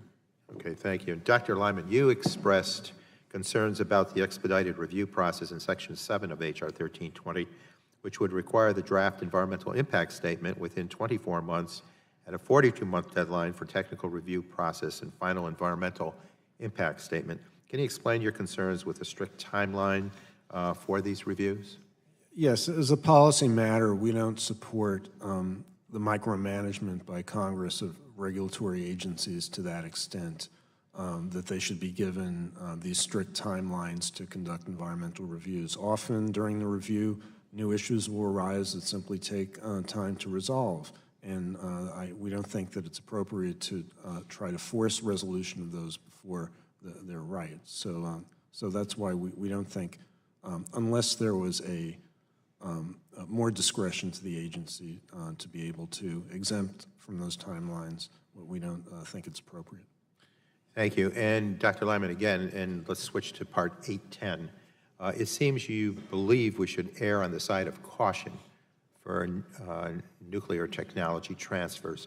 What role should the State Department play in assessing proliferation threats? Well, I think the State Department has a critical role and brings its own expertise to these reviews, in particular by taking the broader view that we did hear about this morning, that any technology export has to be seen in context. So even a light water reactor without any fuel cycle technology could potentially pose undue risk if it goes to, let's say, a region of the world like the Middle East, Saudi Arabia, where the country has already stated its desire to acquire fuel cycle technology, possibly from somewhere else. So if we give them cover to be able to acquire that technology, possibly for eventual misuse for nuclear weapons, I think that would be a dangerous development. And is it important to be able to reassess those risks in real time? Yes. One would hope that information in making decisions is always based on the best available information at the time, but also by looking ahead and understanding. We heard earlier, a nuclear reactor, could be a 60 or 100-year proposition. Well, that cuts both ways. You give governments often don't last that long. So you have to look forward and make conservative projections about what may happen in the future with that technology. Thank you to all of you. Gentleman's time expired. Chair recognizes the gentleman from Michigan, Mr. Wahlberg, for 5 minutes.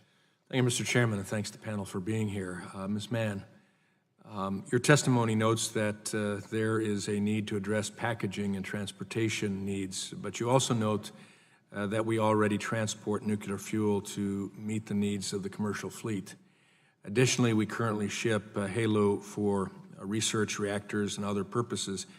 Can you please provide a bit more context on what is different about the needs and designs for transportation packages for HALEU on a larger scale? And second, why are the existing packages not adequate for widespread commercial use for uranium enriched at higher levels?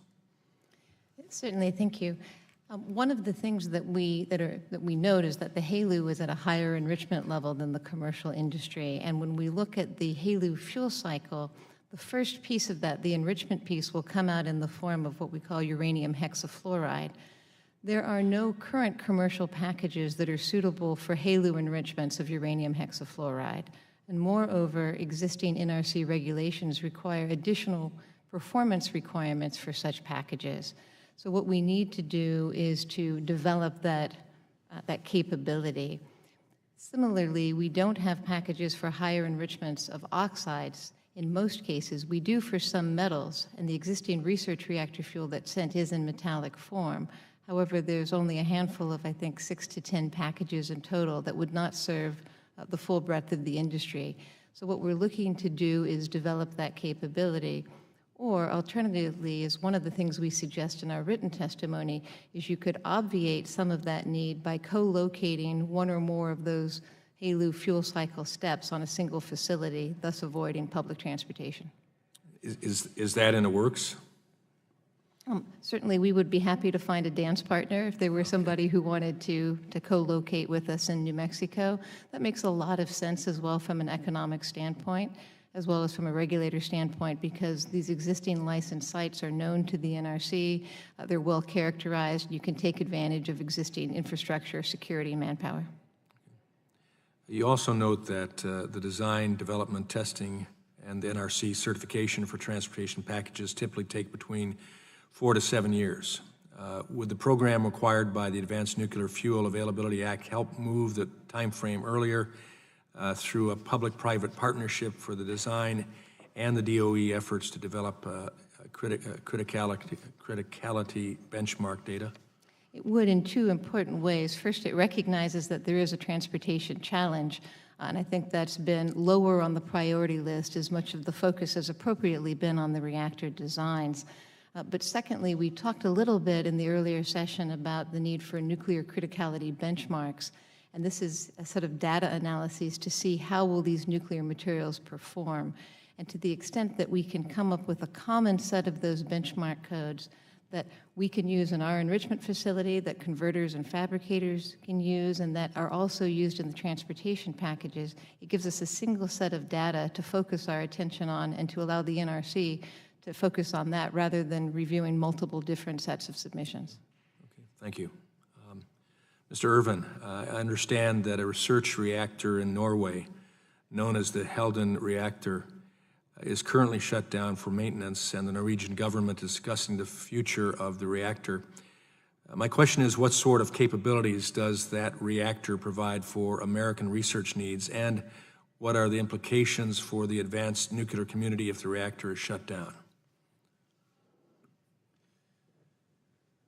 So my understanding is that reactor is a boiling water reactor, and if I'm not mistaken, much of the interest in that reactor has to do with evaluating something called accident-tolerant fuels, which would be used in the existing fleet.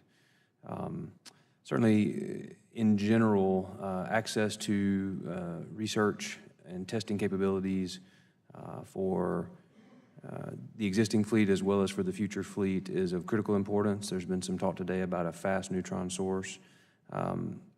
I am not intimately familiar with the level that the industry is relying on that reactor right now, and so I can't comment really any further than that. Congressman, if I may, yes. I had the opportunity to visit the Halden reactor when I was a member of the NRC. The NRC actually contributes money toward that program.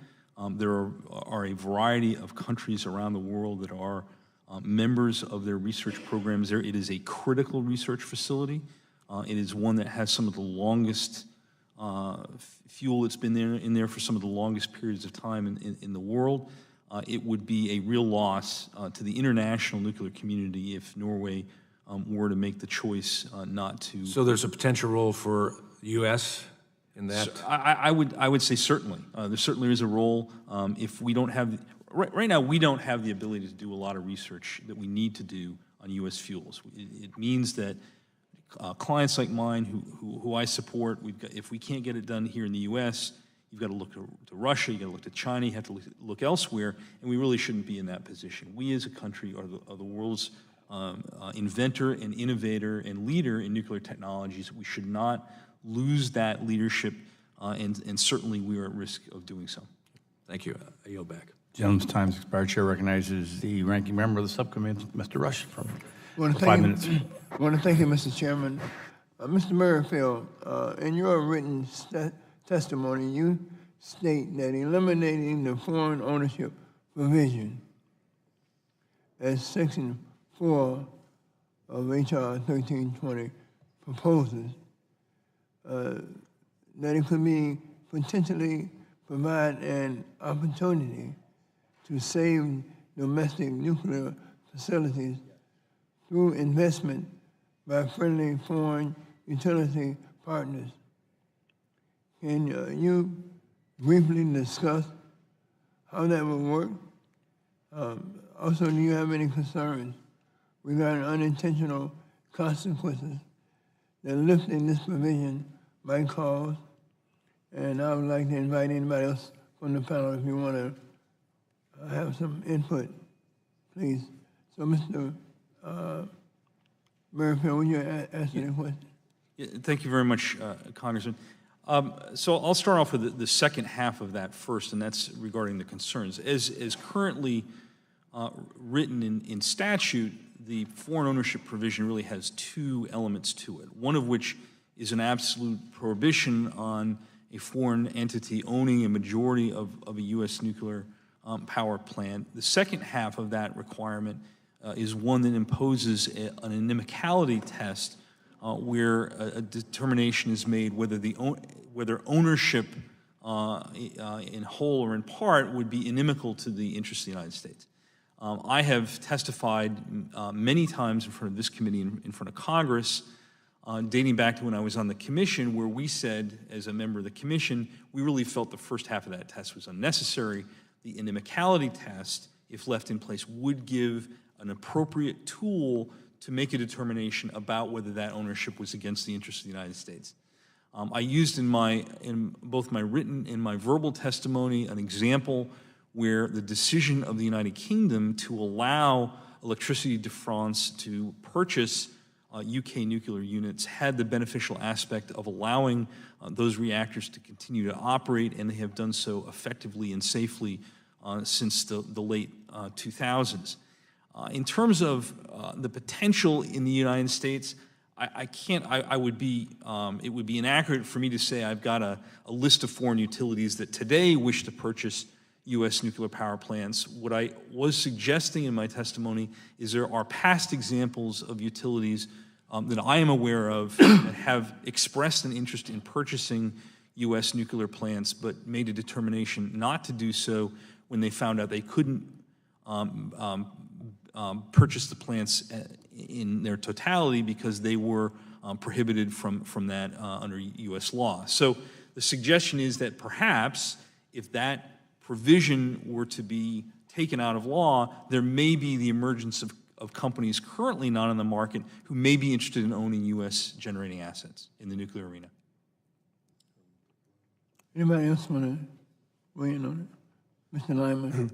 Just briefly, I think I may sound like a hawk here, but from a national security perspective, I think removing these requirements and allowing a foreign nation to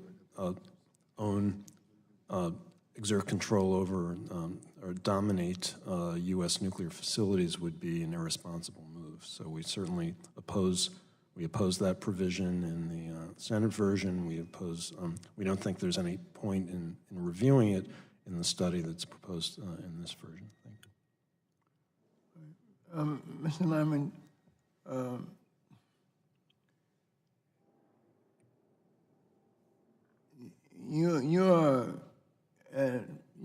could you think that a study of these proposals would be dangerous? Sorry, could you repeat the question? You point out concerns with Section 45. Yes. Which involves the GAO study on the implications of repealing the restrictions on ownership, control, and domination by a foreign entity of nuclear facilities here in the U.S. And you are not in favor of a study?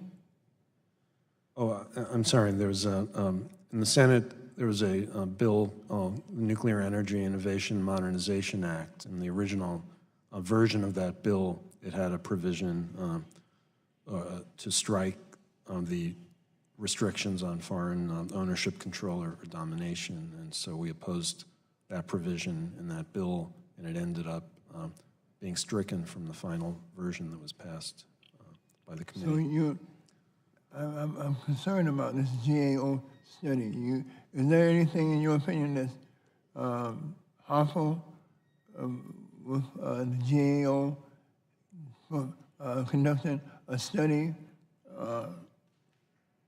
on foreign ownership? Yes, this the draft or the HR 1320 calls for a review, right? It calls for a study on elimination of foreign licensing restrictions done by the Comptroller General in consultation with the Secretary of Energy. As we say, generally we don't oppose a study as long as it's done properly, because studies always bring more information. So we wouldn't oppose a study, but we think that the results of that study would probably support strongly the conclusion that those restrictions should be maintained.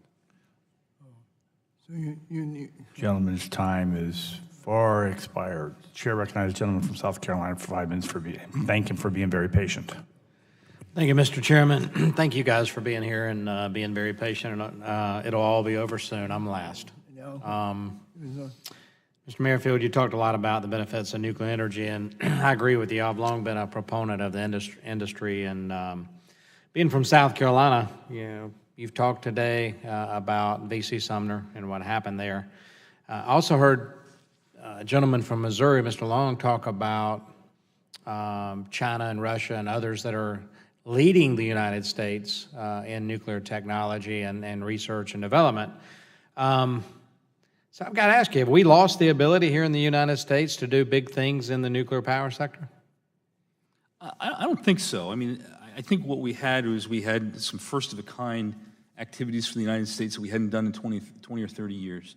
Although it is unfortunate that there was a decision made to hopefully temporarily shut down the VC Summer construction, I certainly give credit to Southern Company for moving forward with those AP1000 reactors at the Vogtle site, and fully expect to help them celebrate those going online years down the road.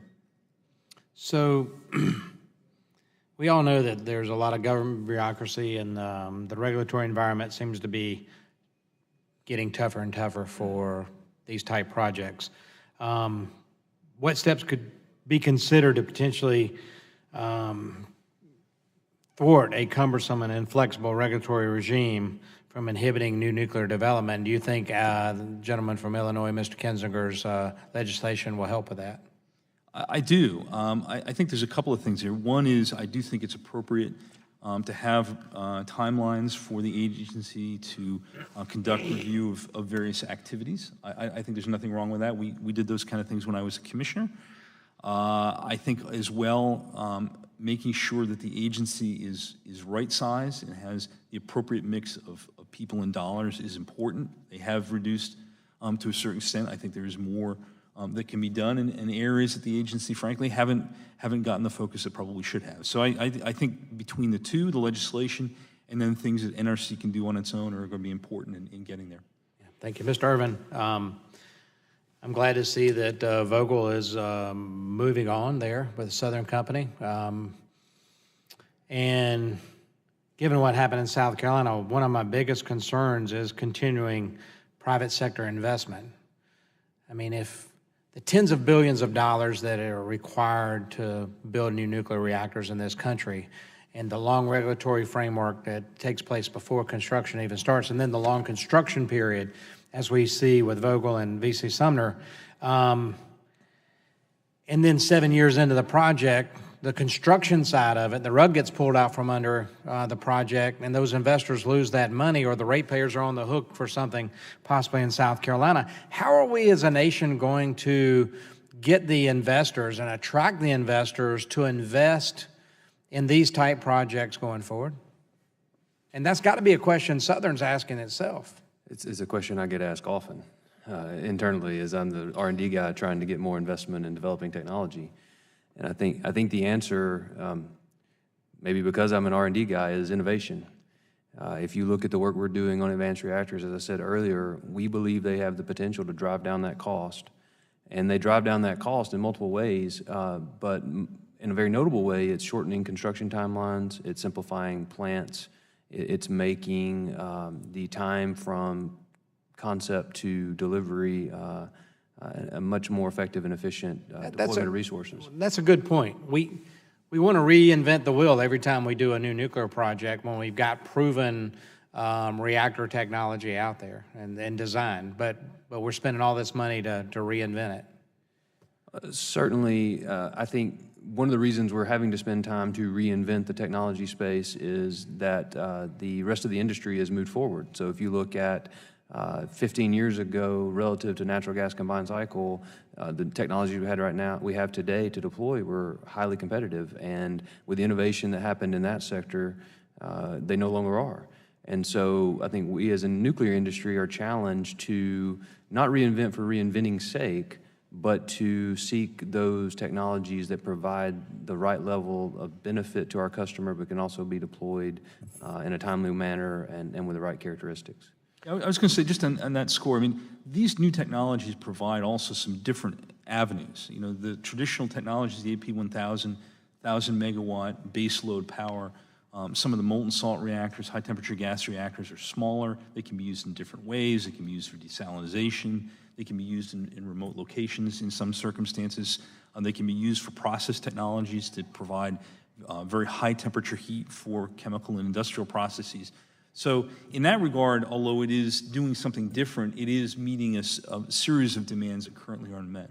My time's expiring, but Mr. Chairman, at any given time, we've got over 100 small reactors floating around the seas of the world in the United States Navy. So I didn't hear small modular reactor technology enough from this group. I don't hear thorium and molten salt technology. I hope the industry's looking at that because they're safer, they're easier. SMRs may be the future for the cities across America, and also, improving the quality of lives of folks on other continents possibly. So thanks for the hearing. Thanks, guys, and I yield back. Gentleman yields back his time. Seeing there are no further members wishing to ask questions, I'd like to thank all of our witnesses for being here today and being very patient as we had to go to vote. Before we conclude, I'd like to ask unanimous consent to submit the following documents for the record.